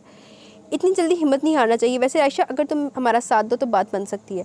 नेक काम के लिए तो मैं फ़ौरन तैयार हूँ, मगर करना क्या होगा? थोड़ी अदाकारी, थोड़ा ड्रामा। हाँ, स्कूल कॉलेज में मैं ड्रामा वगैरह में हिस्सा लिया करती थी, मगर अपने तौर पर कभी ऐसा करने का मौका नहीं मिला। अभी तुम्हारी उम्र ही क्या, और वैसे भी औरत शादी के बाद ही ड्रामे करती है। ओए होए, और किरदार निगारी भी गजब की हुआ करती है। इसे ड्रामे करने पर मजबूर कौन करता है? मर्द है ना। वो झट बहस पर उतर आई। इस मौजू पर मैं लगातार कई घंटे बकवास कर सकता हूँ, और मेरा ख्याल है यही हाल तुम्हारा भी है, मगर फिलहाल जुल्फ़ी और परवीन का मसला ज़्यादा अहम है। हाँ ठीक है, कहो क्या करना है मुझे? बस कोई बहरूप बनकर इनके घर चली जाओ और सीधी सौतेली मम्मा के दिल में उतर जाओ। ये भला क्या बात हुई? पहले अच्छी तरह सोच लो, फिर मुझे समझाओ। मेरा ख्याल है तुम कोई प्रोडक्ट बेचने वाली बनकर चली जाओ, वहाँ जाकर इनकी दोनों बेटियों के हुस्न की तारीफ शुरू कर दो और कहना एक टीवी ड्रामे बनाने वाला मेरा रिश्तेदार है, तुम्हारी लड़की तो बनी बनाई मॉडल और अदाकार है, इन्हें यूज़ आया ना करो। तुम्हारे हर घर के हालात भी अच्छे नहीं, ये लड़कियाँ ज़्यादा नहीं तो महीने का 1 लाख तो कमा ही लेंगी। अगर इसने कहा तुम भी अच्छी खासी हो और वो ये काम वो खुद क्यों नहीं कर लेती, तो फिर उफ, एक तो लड़कियों की खुशफहमी है। बीबी, तुमसे किसने कहा कि तुम अच्छी भली हो? और दूसरी बात ये कि जब इतने पैसे की ऑफर हो रही हो, बंदे की अकल काम करना छोड़ देती है। क्या मैं अच्छी भली नहीं हूँ? जलील खूबरू है तो इसका ये मतलब नहीं अच्छी अच्छी शक्लों की मामूली समझता फिरे। आयशा ने जलकर सोचा। क्या सोचने लगी? मेरा ख्याल है आज शाम को ही चलते हैं, नेक काम में देर कैसी। और इसने अपनी सोच में उलझे संजीदगी के साथ इस बात में सर हिला दिया। किसी के काम आना बहुत बड़ी नेकी, ये सबक बचपन से अम्मी देती चली आई थी, और इसने हमेशा ये नेकी हासिल करने की कोशिश की थी, बस इसलिए वो असपन के साथ चली गई। बैग में लिपस्टिक, मस्कारा और दूसरा बहुत सा लेडीज सामान था, और ये सब जुल्फ़ी के पैसों से ख़रीदा गया था जिसे ड्रामा मुकम्मल करने के बाद आयशा ने इस्तेमाल करना था। अब इतना तो आयशा का हक बनता है यार, जुल्फ़ी की खातिर किधर जा रही है, तो अब इतना तो बनता है जुल्फ़ी के पैसों पर याशी करना। परवीन का घर इसके अंदाजे से कहीं ज़्यादा बुरे हालों में था। जिस वक्त वो बिना दस्तक दिए घर के खुले दरवाजे से अंदर दाखिल हुई, 2 सेहतमंद लड़कियां और एक खातून गन्ने खाने का शुगल फरमा रही थी। सेहन में इन्हीं गन्नों के छिलकों ने रौनक लगाई हुई थी कि बेअंदाज़ा मक्खियाँ आंगन में उतरी हुई थी। इस गन्ना खाने के मुकाबले से ज़रा हटकर साफ रंगत और मासूम सी सूरत वाली एक लड़की बैठी दाल चुन रही थी। इसे देखकर ये तीनों चौंकी, जबकि वो बददस्तूर अपने काम में मसरूफ़ रही। शायद इसी किसी के आने जाने वाले से कोई दिलचस्पी नहीं थी। क्या है तुम्हारे पास? सांवली सेहतमंद लड़कियां अपना शुगल अधूरा छोड़कर इसकी तरफ जाने लपकीं। मेरे पास हर वो चीज़ है जो आप दोनों खूबसूरत लड़कियों को मज़ीद खूबसूरत बना सकती है। अम्मा, आज तो कुछ ले दो। तारीफ पर दोनों की गर्दन कुछ अकड़ गई थी। कहाँ से ले दूँ? ना मेरे घर में सोना दबा हुआ है, ना छप्पड़ फाड़ कर अभी तक अल्लाह ने दिया। चलो लड़की, उठाओ सामान और निकलो यहाँ से। अब इसे डांट कर कहा गया। अरे आप, क्या नाम है आपका? वो डांट नज़रअंदाज करके बड़ी बड़ी वाली मोटी से पूछने लगी। ज़रीना नाम है मेरा। आप दिखाओ तो लाई क्या हो। ज़रीना का बस नहीं चल रहा था किसी तरह इसके बैग में घुस जाए। आपका चेहरा कितना दिलकश है, बिल्कुल टीवी के किसी ऐड में चलने वाली मॉडल की तरह। अगर मैं आपको टीवी पर आने की ऑफ़र करूँ तो क्या आप कबूल करेंगी? अम्मा, मारे मसरत के मज़ीद बोला नहीं गया। हैरत और खुशी के साथ वो आंखों में प्यार समूह आयशा को तक रही थी। एक क्या कहा? टीवी पर काम? और ये वहाँ तो बड़ी फैशनेबल और पढ़ी लिखी लड़कियाँ आती हैं। आपकी अम्मा साहिबा भी अपनी जगह से उठकर करीब चले गईं। वो टीवी पर आकर ही तो मॉडर्न होती हैं। आपकी बेटी तो बहुत ही खूबसूरत है, जल्दी टॉप क्लास मॉडल बन जाएंगी। कम से कम महीने का 1,00,000-1.5 लाख तो कमा ही लेंगी। लाख? अम्मा तो हाँ गई। लड़कियाँ भी मज़ीद बोल नहीं सकी। अम्मा ने दंदल पैण वाले हो गए। अगर मंजूर हो तो कल मैं अपने इस कज़न को ले आऊँगी जो टीवी ड्रामे पर इश्तिहारात बनाता है। हाँ बच्ची, मंजूर क्यों नहीं। इनका अब्बा तो बस इतना ही कमाता है कि रो पीट के महीना पूरा हो जाता है। मैं तो कभी ख्वाब में भी नहीं सोचा था कि मेरी बच्चियाँ ऐसी चमकदार किस्मत की मालिक होंगी। इतना कमाएंगी कि हमारे दिन फिर जाएंगे। अच्छा मैं चलती हूँ, कल कज़न को लेकर आऊँगी। नहीं, ऐसे कैसे जा सकती? कुछ चाय पानी हो जाए। आयशा भी यहाँ से निकलना चाह रही थी और वो छोड़ने को तैयार नहीं थी। तकरीबन 1 घंटे के बाद वो चाय, समोसे, केक खाकर जब वो बाहर निकली तो इस सर्द शाम में बाइक लेकर इसके इंतज़ार में गली के कोने पर खड़ा असफन छठी छींक मारने की तैयारी कर रहा था। ओए होए, आयशा अंदर दावतें उड़ा रही थी तो बेचारा बाहर छींका मार मार के नाश किया है अपना। अगले रोज़ जब वो इनके यहाँ पहुंची, इस्तकबाल पहले से भी ज़्यादा शानदार था और आज तो वो इनके दरवाजे के एन सामने अच्छी सी गाड़ी से उतरी थी। जुल्फी इनके कहने पर परवीन को पैगाम भिजवा चुका था, गाड़ी की आवाज़ सुनते ही दरवाज़ा तुमने खोलना है। और इसने ऐसा ही किया। गाड़ी में असफन के साथ साथ तारक भी मौजूद था। दोनों ने बड़ी बड़ी मूछें और हल्की सी दाढ़ी लगा रखी थी और कपड़ों का रंग भी तकरीबन एक जैसा था। आयशा को ड्रॉप करके असफन ने दोस्त उधार ली हुई गाड़ी आगे बढ़ा दी। ओए होए, कितने ड्रामे कर रहे हैं ये लोग। अच्छा, आज कदम खुद छोड़ने आया था, तुम्हें तो अंदर क्यों नहीं बुलाया? ये भी दोनों लड़कियों को देख लेता। आज तो लड़कियों के अब्बा और आवारा मामू भी घर पर मौजूद थे और आयशा को डर लग रहा था, मगर बज़ाहिर वो बात मानती थी। बोली, आप नहीं समझती, इन लोगों के बड़े नखरे होते हैं। लड़कियों को इन आम से हुलियों में देखकर शायद इनकार कर देते। मैं पहले इन्हें पार्लर लेकर जाऊँगी, खूब सजा बनाकर, फिर इनका ऑफिस लेकर जाऊँगी। हाँ, ये भी ठीक है, अम्मा अब्बा ने इत्तेफाक किया। हमारे बारे में क्या ख्याल है मिस जी? हमें भी कोई चांस दिलवा दो।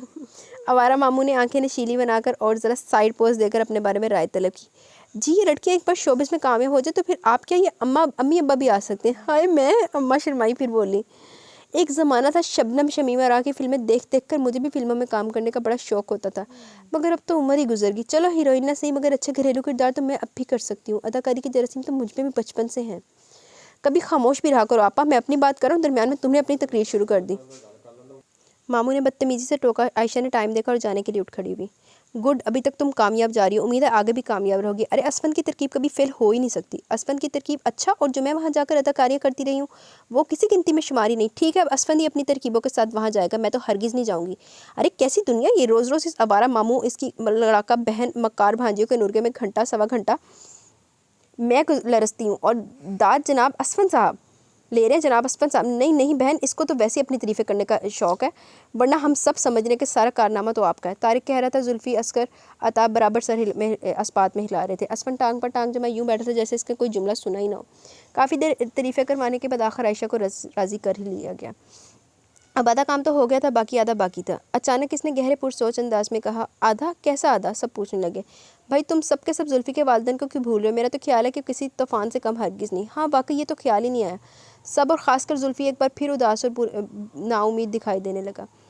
इकलौते बेटे हैं जुल्फ़ी भाई, इनकी खुशी की ज़्यादा इन्हें भला और क्या अजीज़ होगा? नहीं आयशा बहन, नहीं, इकलौता होना ही तो मुसीबत है। वो कहते हैं इकलौते हो हमने नाजो नम से पाला, अब हमारी कुछ ख्वाहिशें पूरा करना तुम्हारा फ़र्ज़ है। मैं तो भूल ही गया था कि असफन याद कुछ कर। वो सर थाम कर बैठ गया।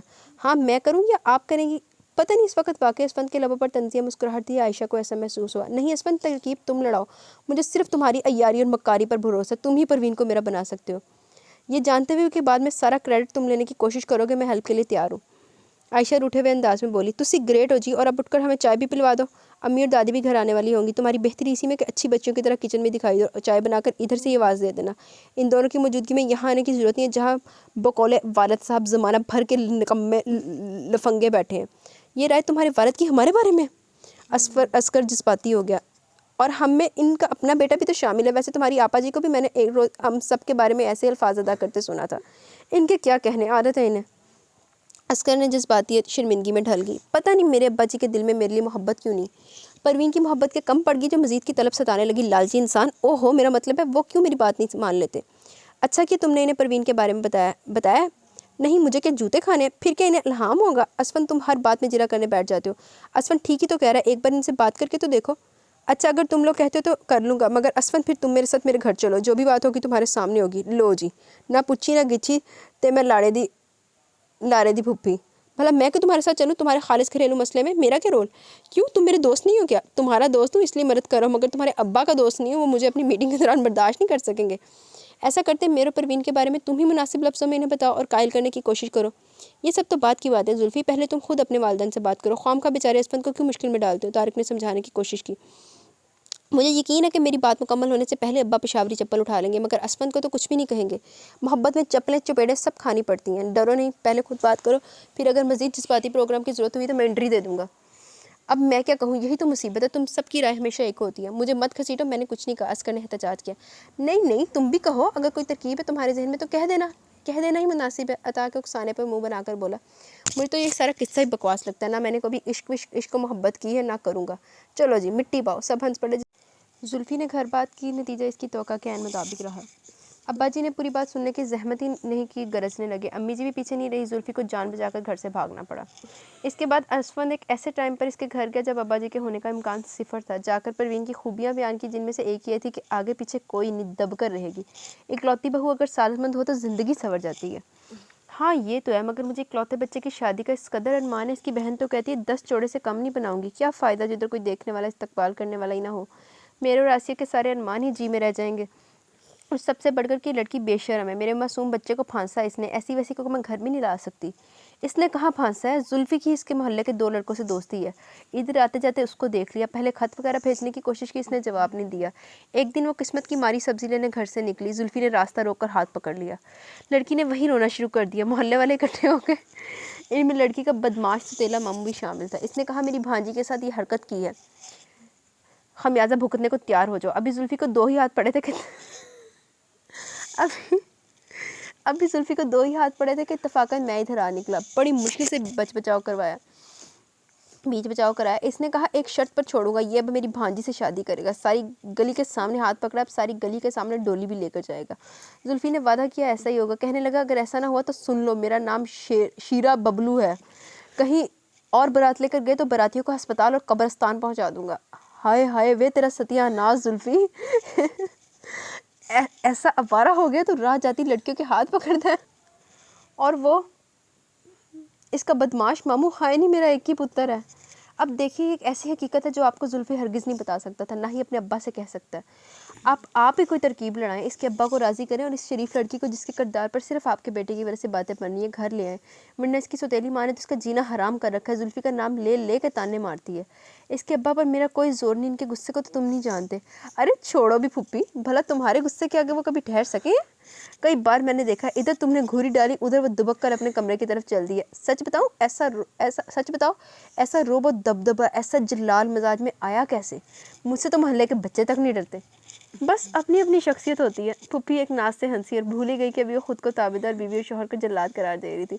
हाँ शख्सियत तो भारी भरकम ही है। मैं तो जुल्फ़ी से कह रहा था, इधर परवीन बेचारी माँ के अताब में यहाँ सारी उम्र पुप्पी सर नहीं उठाने देगी। मगर मसला बदमाश मामू का ही। वो जुल्फ़ी पर पूरी नज़र रखे हुए किसी और को दुल्हन बनाकर इस घर में नहीं आने देगा। हाय मेरे नसीब, एक ही बेटा, वो भी हमेशा मसले मसाइल बढ़ाने वाला। अब तुम ही बताओ क्या करूँ, किधर जाऊँ? मेरी तो समझ में कुछ नहीं आ रहा। अभी तारा तारा तो झटका लगा, दिमाग माउफ हो ही जाता। ठंडा पानी पीजिए, फिर लंबे लंबे सांस लें, या पहले लंबे सांस ले लें फिर पानी पी लें। बस जैसे आपकी मर्ज़ी। इसके बाद कोई हल सोचिए। बस आपके बेटे की कीमती जान को कुछ नहीं होना चाहिए। हाँ हाँ मैं समझती हूँ। और ज़रा देखो तो जुल्फ़ी को, मेरा तो खून खोल रहा। घर आने दो, एक मरतबा तो अच्छी तरह खबर लेती हूँ। छोड़ो अभी फुप्पी जी, वो पहले ही बड़ा शर्मिंदा है ना। मैं तो जूतियाँ लगाए बगैर छोड़ने नहीं वाली। अच्छा फिर मैं चलता हूँ। अब तो सबसे ज़रूरी काम जुल्फ़ी से फ़ौरन मुलाकात और इससे सूरत हाल से आगाह करना है। असमन ने वैसे वाकई जुल्फ़ी ने जुतियाँ पान तो अलावा और कोई काम नहीं किया। बेशक पीनो मिल जाएगी, लेकिन जुतियाँ खान तो बाहर मिलेगी। कहाँ रह गए थे? घर आए तो पहली मुलाकात आयशा से हुई। ज़रूरी केस पर काम कर रहा था। तुम क्यों पूछ रही हो? मैं इसलिए पूछ रही थी कि आज आपके अब्बा बड़े जलाल में हैं जनाब। शुक्रिया, बर वक़्त इतला दे दी तुमने। अब जो अगला कदम उठाया वो लड़खड़ाता हुआ था। इसी तरह चलता लाउंज तक आया, जहाँ सभी अहले खाना मूंगफलियों से जी बहला रहे थे। तुम्हें क्या हुआ? सबसे पहले अम्मी की नज़र पड़ी, घबरा कर उठी और सब इधर ही मतवज्जो हो गए। कुछ नहीं, बस छोटा सा एक्सीडेंट हो गया। या अल्लाह खैर। अम्मी लपकी। अब्बू ने भी मूंगफलियों से भरी प्लेट कारपेट पर फेंकी और बढ़कर लाल को थाम लिया। जे अब्बू ने पता लग गया ना कि लाल दी हरकत किया, अब्बू ने लाल ने जुतियाँ मार मार के लाल कर देना। क्या हुआ लड़का, लंगड़ा क्यों रहा है? दादी आयशा से पूछ रही थी। इससे से पूछ लीजिएगा। वो मुंह बनाकर किचन की तरफ चल दी। मुड़कर देखा, हाय वाय करते इसी को देख रहा था। ड्रामेबाज, जहर लग रहा है इस वक्त। अगले रोज़ अम्मी ने अपने हाथों से इसके लिए सूप तैयार किया। काम वाली आई तो इससे कहकर देसी अंडे मंगवाए। अम्मी दूध बुलाई डालकर थोड़ा सूजी का हलवा भी बना दे, बड़ी कमज़ोरी महसूस हो रही है। हाँ हाँ मेरे बच्चे, क्यों नहीं, वो भी तैयार कर दूंगी। बस करो, बहुत अदाकारी कर ली तुमने। अम्मी के जाते आयशा बोल उठी। तुमसे किसने कहा कि मैं अदाकारी कर रहा हूँ? बस मुझे बताओ, बनाओ। मेरे सामने जब तुम घर में दाखिल हुए अच्छे भले चल रहे थे। नज़र का धोखा है, मैं तब भी मजरूर था, मगर जब्त से काम ज़रूर ले रहा था। जब तुमने बताया अब्बू कड़े तेवर लिए मुंतज़िर है, तो मैंने सोचा दर्द को छुपाकर मज़ीद दर्द मोल लेने से क्या फ़ायदा। नहीं, झूठ बोल रहे हो, इसे यकीन नहीं आया। चलो ना मानो, वैसे भी तुम्हें यकीन दिलाकर मुझे क्या मिल जाएगा? कौन सा तुमने मेरी सेवा कर लेनी है? ये भी ठीक है, मगर क्या वाकई? अच्छा फिर सॉरी, मैं तो कल से तुम्हें पाकिस्तान का बेहतरीन एक्टर करार दे रही हूँ। जाओ मेरे लिए 1-2 कबाब भी फ्राई कर लो। बिस्तर पर पड़े पड़े भूख भी बहुत लगती है। वो उस बात पे सर हिलाकर चली गई। अब असफन ने मुस्कुराहट दबाने की कोशिश नहीं की। शाम को इसके सभी दोस्त इसके कमरे में जमा थे। कैसे हुआ ये हादसा? मुझे तो तुम्हारे काम वाली से पता चला कि एक्सीडेंट हो गया। हाँ, काम वाली को जो पता था इसने वही बताना था। इसने कंबल एक तरफ फेंका और अंगड़ाई लेकर उठ बैठा। ये क्या, किसी नए प्रोजेक्ट पर काम कर रहे हो क्या? नहीं यार, एक सी रूटीन से बोर हो गया था। चारों एक दूसरे का मुंह देखने लगे। तुम लोग क्यों नाराज हो रहे हो? कौन सा बिस्तर पर लेट कर तुमसे खिदमतें करवानी है? असफन, बोर मत करो। ये बताओ बिस्तर कब छोड़ोगे? बस आज शाम तक चाल में हल्की सी लंगड़ाहट रह जाएगी, कल तक बिल्कुल ठीक। मेरी अम्मी ने कल मुझे बहुत बुरा भला कहा, जूतियों से मारो, ये सब तुम्हारी वजह से। जुल्फी नाराज था। अच्छा ठीक है, फिर मैं जाकर कह देता हूँ। अच्छा ठीक है, फिर मैं जाकर कह देता हूँ झूठ बोला था मैंने। जुल्फी ने किसी लड़की का हाथ नहीं पकड़ा, किसी मामू ने कोई तड़ी नहीं लगाई। बस अब रहने दो, मार दो, मैं खा ही चुका हूँ। ये बताओ पप्पी जान की अब क्या मर्जी? क्या मर्जी का मुझे नहीं पता। वैसे परवीन का जिक्र बेचारी लड़की कहकर कर रही थी और सारा कसूर मेरे सर डाल रही थी। आधी मुबारकबाद कबूल करो। अभी अब्बा का मसला तो बीच में, वो नहीं मानेंगे। चाहे तुम कहानी में एक की बजाय 4 बदमाश मामूल शामिल कर लो। तुम बाप के दिल को पहचाने ही नहीं। अहमक, वो एक ना एक दिन ज़रूर मान जाएंगे। इसके लिए भी क्या मुझे मार खाना पड़ेगी? अब्बा जी तो अब तक डंडा उठाने से दरेग नहीं करते। पता नहीं, फिलहाल मैंने कोई प्लान तैयार नहीं किया। मुझे तुम्हारे किसी प्लान की समझ नहीं आ रही। फ़र्ज़ करो अम्मी जी डर के मारे राज़ी हो भी जाती है, तो क्या परवीन के घर वाले मान जाएंगे? वो बदमाश लफंगा जो परवीन से आस लगाए बैठा है, वो क्या छोड़ देगा इसे? तुम परेशान मत हो। परेशानी सूरत को बिगाड़ देती है। बिगड़ी सूरत पर दूल्हा बनकर खाक रूप चढ़ेगा। जिसने चाय पीनी है दरवाजे के करीब ट्रे रखी है, उठा ले। मैं झूठों की महफिल में एक मिनट के लिए भी शरीक होना पसंद नहीं करूंगी। चाय बनाने का शुक्रिया, आपके अंदर आने की ज़रूरत नहीं। असफन की आवाज़ सुनकर वो बड़े नाराज़ अंदाज में अंदर आई और बोली, मुझे भी धोखा देने की कोशिश की, मुझसे भी झूठ बोला। सुन लिए मैंने तुम्हारी सारी बातें, कोई चोट वोट नहीं लगी। अच्छा अब जाओ भी, हम बड़ी अहम गुफ्तगू कर रहे हैं। ठीक है, अब भेजना मुझे परवीन के घर, जाऊँगी अच्छी तरह। वो पैर पटकती वापस चली गई। ये तो खफा ही होगी। क्या इनकी नाराज़ी से मेरे बने बनाए काम पर असर पड़ सकता है? असर की बात तो तब हो जब काम बन गया। फिलहाल कुछ नहीं बना, इसलिए आराम से बैठकर चाय पियो। आने वाले दिनों में जुल्फ़ी की वालदा तो राज़ी हो गई, मगर वालिद की रजामंदी के लिए असफन के मशवरे पर जुल्फ़ी को झूठ मूठ का जहर खाना पड़ा। ओए होए यार, ये किस तरह के मशवरे दे रहा है उसको। 1000 गालियाँ देने के बाद आखिर वालिद साहब ने भी रजामंदी दे दी। लेकिन जो भी है, जिद्दा भी मशवरे दे रहे हैं ना, और मशवरे वर्क कर जाते हैं। असफन इस वक्त घर पर था और दादी से इनकी जवानी के किस्से नहायत दिलजमी से सुन रहा था। वैसे ये सिर्फ आज की बात नहीं थी, जब भी घर पर होता इन्हें खसूसी तवज्जो देता। फिलहाल वो सिर्फ खुश थी। इतनी तवज्जो क्यों दी जा रही है, गहराई पर जाकर गौर करने की जहमत नहीं की थी। अस्कर आया, बड़ा खुश दिखाई दे रहा और तुम्हें बुला रहा है। अम्मी ने आकर इतला दी। ओहो, एक तो ये लड़का मेरे घर आकर महज़्ज़ब बनने के चक्कर में पड़ जाता है। अब जब तक मैं नहीं कहूँगा अंदर नहीं आएगा। अच्छा दादी, याद रखिएगा हमारा किस्सा वहाँ तक है जब आयशा के मरहूम दादा ने आपको सबस चूड़ियाँ ला कर दी थी और आपकी नंद ने पुआड़ा डाल दिया था। अब ज़रा मैं अस्कर को देख लूँ, उम्मीद है मुलाकात लंबी होगी। असफर को ला के कमरे में बिठाया और बोला, क्या बात है, बच्चे चीर के मुस्कुरा रहे हो? तुम जब भी ऐसे मुस्कुराते हो मेरा दिल बैठने लगता है। जुल्फ़ी के अब्बा मान गए? क्या तुम्हें मान गए? ओ नहीं यार, जुल्फ़ी और परवीन के ब्याह के लिए मान गए। सब दोस्त तारक की बैठक में जमा, मैं तुम्हें लेने आया, जल्दी चलो। ऐसी जल्दी क्या, आराम से चलते हैं। अम्मी चिकन फ्राई करें, कम से कम वो तो खा लेने दो। अच्छा ये बात है तो 1-2 बल्कि 3 बोटियाँ मेरे लिए भी ले आओ। अस्कर भी कुर्सी पर डट गया। जब वो लोग तारिक के यहाँ पहुँचे, वहाँ सब इंतज़ार में बोर होकर दोनों को ठंडे मीठे हल्काबाद से याद करने में मसरूफ़ थे। जब ये लोग तारिक के यहाँ पहुँचे, वहाँ सब इंतज़ार से बोर होकर दोनों को ठंडे मीठे हल्काबाद से याद करने में मसरूफ़ थे। कहाँ मर गए थे दोनों? देखते इस्तकबाल को लपके। बस ज़रा उछल कूद की ज़रूरत नहीं है। तारिक यार, ठंडी बोतल तो पकड़ ला। गरम गरम फ्राई चिकन खाकर बड़ी गर्मी लग रही है। अच्छा, दावतें उड़ाई जा रही थी और हम यहाँ इंतज़ार में सूख रहे थे। तीनों नाराज़ दिखाई देने लगे। हाँ जी, तो ताज़ा खबर जो मुझ तक पहुँची है वो ये है कि जुल्फ़ी साहब के अब्बा जी राज़ी हो गए। किस तरह राज़ी हुए ये भी मेरा ही बताया हुआ नुस्खा है, इसलिए तफसीलात में जाकर वक्त ज़ाया करने की कोई ज़रूरत नहीं। सिर्फ इतना बताओ कि अब क्या चाहते हो। हम तो इस अहम मौके पर जुल्फ़ी से ट्रीट लेना चाह रहे थे, मगर तुम घर से खा पी कर आ रहे हो। लो, हमने कौन सी डिशें की डिशें साफ़ कर ली हैं। अब 2 घंटे बाद हम अच्छे से डिनर के लिए बिल्कुल तैयार होंगे। जुल्फ़ी तुम दिल छोटा ना करो, हम तुम्हारी जेब खाली करके रहेंगे। मैं जेबें खाली करवाने को तैयार हूँ, बहुत खुश हूँ मैं। मुझे उम्मीद नहीं थी कि अब्बा जी मान जाएंगे। वालिदैन के दिल औलाद के लिए अक्सर नरम पड़ जाते हैं। अब तुम्हारा फ़र्ज़ है ताउम्र इनकी मेहरबानी को याद रखो और दोबारा किसी मामले में इनका दिल ना दुखाना। अब ये बताओ परवीन के घर वालों को किस तरह राज़ी करेंगे? इनकी तुम फिक्र ना करो, बल्कि यूँ समझो वो राज़ी हैं। बारात के इस्तकबाल को हार फूल लिए गली से निकल कर बाहर वाली मेन रोड पर आ गए हैं। आज मैं बहुत खुश हूँ, इसलिए तुम्हारी हर बात अच्छी लग रही है। चलो कहीं बाहर चलते हैं, कुछ देर घूमे फिरेंगे, फिर किसी अच्छी सी जगह पर खाना खाएंगे। जुल्फ़ी जेब से पैसे भी चेक कर ला। ना बाबा, मैं इतनी बड़ी बात के लिए अकेली परवीन के घर जाऊँ? मुझे तो इस लफंगे मामू से पहले बड़ा डर लगता है। और अब मैं शादी की बात करूँ, तुमने मुझे इतना फालतू क्यों समझ रखा है? फालतू और तुम्हें समझूंगा? मेरे दिल से पूछो, तुम कितनी अहम हो मेरे लिए। ओए होए, मतलब कि आशा ते 80 सा फ्लैट हो चुके ने।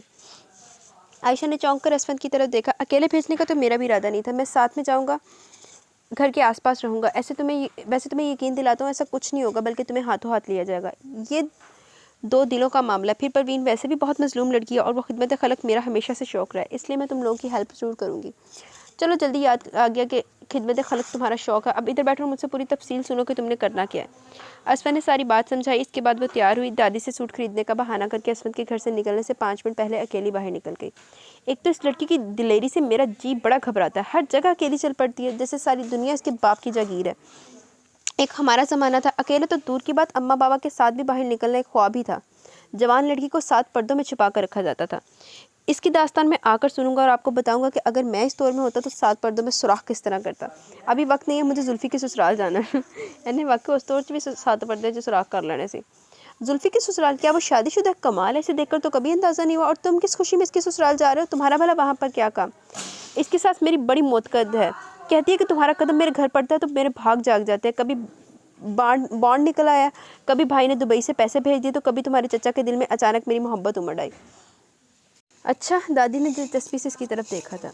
जिस वक्त आयशा परवीन के यहाँ पहुंची, सबसे पहले मामू पर नज़र पड़ी। कलेजा धक से रह गया, सारे रास्ते ही दुआ करती रही थी। असफन तसल्ली देता रहा, मगर मामू को देखते ही हौसले ठह गए। आओ मिस जी, बड़े दिनों बाद शक्ल दिखाई है, हम तो सोच रहे थे चकमा दे गई हो। लो, मैंने कौन से तुम लोगों से रुपये ऐंठे थे जो चकमा देने की बात करते हो? इसे राहों में बीच से देखा तो वो डर कुछ दूर हुआ। ओ बस जी, तलीम थोड़ी ज़रा कम, मैं पता नहीं है कहाँ क्या बोलना है, माफ़ कर दो ना, नाराज़ ना होना। आपा, ओ आपा, राजी साजी देखो तो टीवी पर काम दिलाने वाली मिस जी आई हैं। इसने आवाज़ लगाई और आन की आन में तीनों मौजूद थी। राजी भागकर इसके लिए अंदर से कुर्सी ले आई। साजी को माँ ने मेज़ लाने को कहा, फिर परवीन को आवाज़ देकर चाय बनाने का ऑर्डर दिया। आज मैं एक ज़रूरी और कुछ अजीबोगरीब काम से आई हूँ, बस जल्दी कह देना चाहती थी। क्या कहीं ये तो नहीं कह रही कि काम नहीं दिला सकती? सबके मुँह लटक गए। नहीं नहीं, ऐसी कोई बात नहीं, बल्कि मैं जो कहना चाह रही हूँ, इसके बाद तो काम इतना मिलेगा कि तुम लोग आराम को तरसोगे। पैसा इतना होगा कि इसे संभालने के लिए भी एक मुलाजिम रखना पड़ेगा। अच्छा, फिर तो जल्दी कहें। वो इस रोज़ मैं कार पर आई थी ना, मेरे साथ मेरे प्रोड्यूसर कज़न का छोटा भाई भी था। इसे आपकी परवीन पसंद आ गई है, दरवाज़ा इसी ने खोला था ना। कहता है शादी करूँगा तो इसी लड़की से, और इन लोगों से कह दो बदले में हर अच्छे ड्रामे बनाने वाले से मिलवा दूँगा, बल्कि स्टार प्लस पर भी काम मिल सकता है। अच्छा, परवीन के लिए? अम्मा ने भाई की तरफ देखा। हाँ कर दो आपा, फिर मेरे लिए लड़कियों की कमी थोड़ी होगी। इसने मूंछों पर हाथ फेरा और गर्दन अकड़ाई। तो और क्या, फिर तो हर ड्रामे के विलन आप हुआ करेंगे, खूबसूरत लड़कियों के झुरमुट में रांझा इंदर। अब तो आयशा का सारा डर दूर हो चुका था। चलो फिर मुबारक हो, चल उठ शेरे, मिठाई लेकर आ। अच्छा, तो मैं आपकी जानिब से बात पक्की समझूँ? बिल्कुल पक्की, हमें कोई एतराज़ नहीं है। अच्छा, फिर एक बात याद रखें, इनके वालिदैन बड़े सादा और ख़ानदानी से लोग हैं। इन्हें बिल्कुल पता नहीं लगना चाहिए कि आप ड्रामों में आने की वजह से परवीन की शादी इनके बेटे से करें, बल्कि ड्रामों के बारे में तो बिल्कुल बात ही नहीं करनी। अच्छा हुआ तुमने बता दिया, हम तो अब मुँह से भाप तक नहीं निकालेंगे। चलो शुक्र है। आयशा ने गहरी सांस ली। क्या मतलब, शुक्र किस बात पर? मामू ने भवें उचकाई। मेरा मतलब है ये मसला तय हुआ, मेरे कज़न ने तो मेरा पीछा ही ले लिया था। ज़रूरत से ज़रा स्मार्ट बनता लफंगा, जैसे हर बात का मतलब इसे मालूम है। पुरतकल्लुफ़ चाय पीकर जब वो बाहर निकली, असफन जैकेट का कॉलर चढ़ाए, सर पर लेदर की टोपी रखे किसी माहिर जासूस की तरह चेहरा छुपाए इसका मुंतजिर था। कैसा रहा? इसे देखते बेताबी से पूछा। मरते मरते बची हूँ। वो सर्द हवाओं से बचने के लिए चादर दुरुस्त करने लगी। अल्लाह खैर किया, उन्होंने रिश्ता मंजूर नहीं किया? वैसे तो बड़े अक्लमंद बनते हो, ये नहीं समझ सकते? मरते मरते अगर बच गई हो तो यही मतलब हुआ ना कि रिश्ता कबूल हो गया, ना करते तो मारी जाती। अच्छा जी, मान गए आपकी जहानत और उर्दू दानी को। चलो बैठो, मौसम बहुत सर्द हो रहा है, तुम्हें घर पहुंचाकर मुझे जुल्फ़ी की तरफ भी जाना और रास्ते में मुझे तफसील बताती जाना। आयशा को घर के गेट से कुछ दूर उतार कर जब वो जुल्फ़ी की तरफ जा रहा था, हवा रुक गई थी और लगता था कुछ ही देर में हर सू धुंध उतर जाएगी।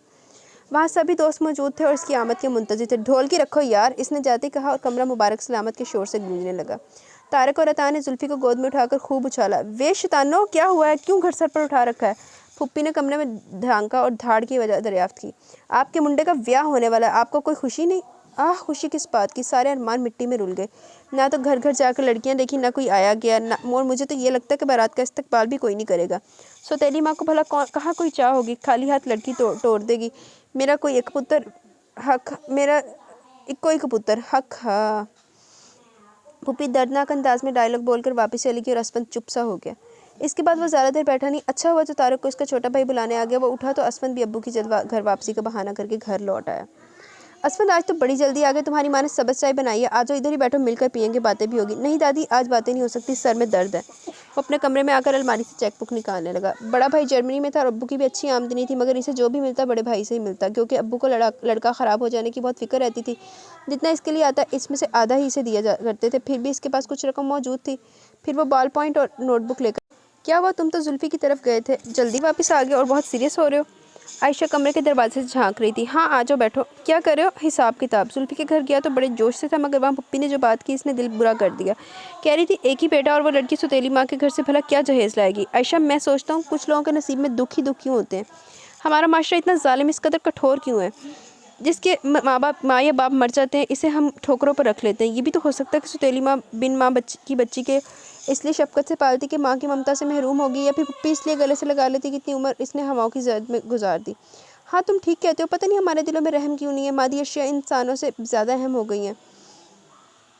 कहते हुए आयशा ने से अपने गले से सोने की चेन उतार दी, फिर कानों में बड़े टॉपर्स उतारने लगी और बोली, ये मेरी तरफ से, इन्हें बेचकर इसके जहेज़ की अगर कोई चीज़ बन सके तो बना देना, इसकी ज़रूरत नहीं पड़ेगी। मैं यही हिसाब लगा रहा था, कुछ रकम है मेरे पास, कुछ अम्मी से मांगूंगा, वो कभी इनकार नहीं करेंगी। शादी से 2-3 रोज़ पहले ये जहेज़ जुल्फ़ी के घर पहुँच जाएगा। बहुत ज़्यादा तो नहीं होगा, मगर शायद फुप्पी को कुछ तसल्ली हो जाए। फिर इन दोनों ने अम्मी और दादी से बात की। इसी वक्त अब्बू भी आ गए। सारी बात सुनकर इन्होंने बड़े फ़ख्र से अपने बेटे और आयशा की तरफ देखा और बोले, जब हमारे बच्चे नेकी के इस काम में बढ़ चढ़ कर हिस्सा ले रहे हैं तो हम क्यों पीछे रहें। वो तो ठीक है, मगर मेरा ख्याल है जुल्फ़ी की माँ को भी समझाना चाहिए, जहेज़ लेने वालों की हौसला अफजाई करना भी मुनासिब नहीं। दादी की राय भी अच्छी थी, मगर असफंद कहने लगा, पुप्पी अगर आज समझ भी जाए तो इसकी क्या गारंटी है कल वो परवीन को बातें नहीं सुनाएगी। एक ऐसी लड़की जिसका आगे पीछे कोई नहीं, इसके लिए ऐसा रिस्क मुनासिब नहीं। हाँ इसके बाद मैं और आयशा जहेज़ के खिलाफ मुहिम भी चलाएंगे। तुम और आयशा? मगर आयशा तो चंद रोज़ में फैसलाबाद चली जाएगी। दादी ने याद दिलाया तो इसने सर पर हाथ मारा और हंस कर बोला, मैं तो भूल ही गया था। अम्मी अब्बू ने सोचती निगाहों से एक दूसरे की तरफ देखा, फिर मुस्कुरा कर इस बात में सर लाया। चलो जी असफी, तेरे बरी तो कोई मालूम समाज भी नहीं आया, अम्मी अब्बू पहले समझ गए। रिश्ता तय होने के सारे मराहल बखूबी तय पा गए। परवीन के यहाँ पुप्पी आसिया और अब्बा की खासी इज्जत अफजाई हुई। खातरे भी खासी की गई, जिससे पुप्पी का आधा मलाल जाता रहा। आयशा ने इन लोगों से जहेज़ के बारे में पूछा। पता चला वो तो लड़की को चंद जोड़ों के अलावा कुछ नहीं दे रहे। वजह ये बताई कि फ़िलहाल हम बहुत गरीब हैं, बाद में जब लड़कियाँ कमाने लगेंगी पैसा आएगा हम जहेज़ भी दे देंगे, यानी टरखाने वाला मामला। मगर इन्हें भी परवाह नहीं थी। असफर ने जल्द शादी का शोर डाल रखा था। पुप्पी को इतनी जल्दी पर एतराज़ था। इन्होंने तो कुछ देना दिलाना नहीं, मगर मेरे तो 100 अरमान है। आसिया के कपड़ों पर काम करवाना है, मैंने अपना नया जेवर भी बनाना है। और पुप्पी दुल्हन की बरी आप भूल रही हैं। असफत ने याद दिलाया। चल छोड़, भी ऐसी नाजुकी पाली है ना वो कि मैं इस पर पैसा बर्बाद करूँ। वो 2 जोड़े बना लूँगी और जेवर में सिर्फ झुमकी और एक अंगूठी बस। असफर ने जुल्फ़ी की तरफ देखा, वो खामोश बैठा था और माँ के इस फैसले पर इसे कोई एतराज़ भी नहीं था। तुम भी तो अच्छा खासा कमाते हो जुल्फ़ी, कुछ अपने पैसों से बना लो। चल वे असफ़ी, तू अभी से माँ बेटे के दरमियान दीवार उठा रहा है, तेरा मेरा कर रहा है। इसमें दीवार उठाने वाली बात नहीं पुप्पी, वो लड़की बहू बनकर आ रही है, यानी घर में बराबर की हिस्सेदार। ये घर मेरा, किसी को हिस्सा नहीं मिलेगा। जैसे घर चाहिए अपना बना ले। पुप्पी की कठोर दिली अरूज पर थी। इसे बेआसना मत समझना पुप्पी, मैंने इसे बहन और मेरे वालिदा ने मुंह बोली बेटी बनाया। अच्छा तो फिर बहन और बेटी के शगन भी तो पूरे करो। वो चमक कर बोली। हाँ ज़रूर करेंगे। इतने में पड़ोस से एक औरत आई, पुप्पी से लेकर दूसरे कमरे में चली गई। इतना दुखी मत हो असफंद, मेरे दोस्त, मैंने इसे अपनाया है तो अब बेसहारा नहीं करूँगा। मैंने इसके लिए जेवर का पूरा सेट बनवाया, 3-4 बहुत अच्छे जोड़े भी सिलने को दिए हैं, और मेरे पास कुछ रकम है। अगर अम्मा ने इसके साथ अच्छा सलूक ना किया तो ऊपर एक कमरा डलवा लूँगा। मुझे पता है मर्द पर सिर्फ माँ बाप के नहीं बीवी के भी हकूक़ हुआ करते हैं। मैं वालिदैन का अदब ज़रूर करता हूँ, मगर अपने फ़राइज़ से काफ़िल नहीं हूँ। और पता है आसिया भी मेरे साथ है। वो कहती है मेरी कोई बहन नहीं है, ना सहेली, भाभी से दोस्ती रखूँगी और अम्मा का दिल इसकी तरफ से मोम करके रहूँगी। तुमने तो मेरे दिल का बोझ हल्का कर दिया जुल्फ़ी, और आज मैं वाकई तुम पर फ़ख्र कर सकता हूँ। शादी से 3 रोज़ पहले जब जुल्फ़ी के घर रौनक अरूज पर थी, आसिया ढोलक बजा रही थी, इसकी सहेलियाँ ज़ोर शोर से गीत गा रही थी। जहेज़ आने की इत्तला मेरी पुप्पी बेताब होकर दरवाजे की तरफ दौड़ी। हाय हाय, इतना सामान, लड़की वालों की ऐसी औकात तो नहीं लगती। और ये क्या सामान लाने वाला असफद और इसके अब्बा है। मैंने कहा था ना पुप्पी, वो लड़की मेरी बहन और अब्बू की बेटी है। हम तो खुश थे यतीम लड़की को ऐसा घर मिल गया जहाँ माँ भी है बाप भी, मगर आप तो इसकी आमद से पहले सास बन गई। बहन हमने अपनी तरफ से पूरी कोशिश की है, फिर भी कमी रहेगी तो माफ़ कर देना और लड़की को बेटी बना कर रखना। अब्बू ने आगे बढ़कर कहा तो पप्पी ने अचानक रोना शुरू कर दिया। ये लोग तो इसके कुछ भी नहीं, मगर इसके लिए क्या क्या ले आए हैं, और मेरी तो वो बहू बनकर आ रही है। मेरा कलेजा कोई पत्थर का हो गया। भाई साहब वो अब मेरे घर की इज्जत बनकर आएगी, हर शय की साझेदार होगी। आप ये सारा सामान वापस कर दें या किसी और गरीब लड़की को दे दें। परवीन को मैं कभी ऐसा ताना नहीं दूंगी। वो रोए जा रही थी, मगर अब्बू ने कुछ भी वापस ले जाने से इनकार कर दिया और बोले, मैं परवीन से मिल चुका हूँ, बहुत मासूम और बड़ी ही नेक बच्ची है, इसकी कदर करना। और वो ये सब वापस लेकर नहीं जाऊँगा, बल्कि इससे इसका कमरा सजेगा। फिर सब दोस्तों ने मिलकर कमरा सेट किया। जुल्फ़ी बहुत शर्मिंदा था कि माँ की वजह से असफंद को इतनी तकलीफ उठाना पड़ी, और इसकी तरफ देखकर एक फ़ख्र भी महसूस होता कि एक ऐसा बेलौस इंसान इसका दोस्त है। ढोलक बजती रही, लड़कियां गीत गाती रही, लड़के कमरा सजाते रहे, मगर पुप्पी और जुल्फ़ी के अब्बा पता नहीं कहाँ गायब थे। रात 12 बजे वो दोनों सामान से लदे फंदे घर में दाखिल हुए। ये सब परवीन की बरी के लिए था। आयशा ने घर वापस आकर खुशी से रोते हुए असफंद के अब्बू को बरी के सामान के बारे में बताया। तुम क्यों खुशी से रोने लगी? तुम्हारे लिए तो नहीं है। असफंद भी खुश था, हंसते हुए कहने लगा, इसके लिए तो इससे भी कहीं ज़्यादा आएगा और हज़ारों अरमानों के साथ आएगा। अब्बू ने आयशा के सर पर बहुत मोहब्बत से हाथ रखा था। अम्मी और दादी भी मुस्कुरा रही थी। ऐसी मानी खेज मुस्कुराहटे भला असफंद ना समझता, जरा उड़ती चिड़िया रे पर गेंद लवे वो ना समझदा। गहरी सांस लेकर वह तमानियत से मुस्कुराया और सोचा, अल्लाह ने नेकी का सिला कितना खूबसूरत और पायदार दिया है। चलो जी, असफंदी भी नहीं पार लगी जी। तो गाइस, कैसा लगा आपको ये छोटा सा खूबसूरत सा नावल? मुझे तो ये बड़ा पसंद है। और अभी जब मैंने फ़र्स्ट टाइम सुना था ना, तब तो मेरा हंस हंस के बुरा हाल हो गया था। अभी तो फिर भी मैंने थोड़ा सा कंट्रोल किया, बल्कि काफ़ी ज़्यादा कंट्रोल किया। तो आपको कैसा लगा ये नावल? आप अपनी राय का ज़रूर इज़हार कीजिएगा। इंशाल्लाह आप कल मिलेंगे किसी और नावल के साथ। तब तक के लिए अपनी दुआओं में याद रखें, अपना बहुत सारा ख्याल रखें। मुझे इजाज़त दें। अल्लाह हाफिज़।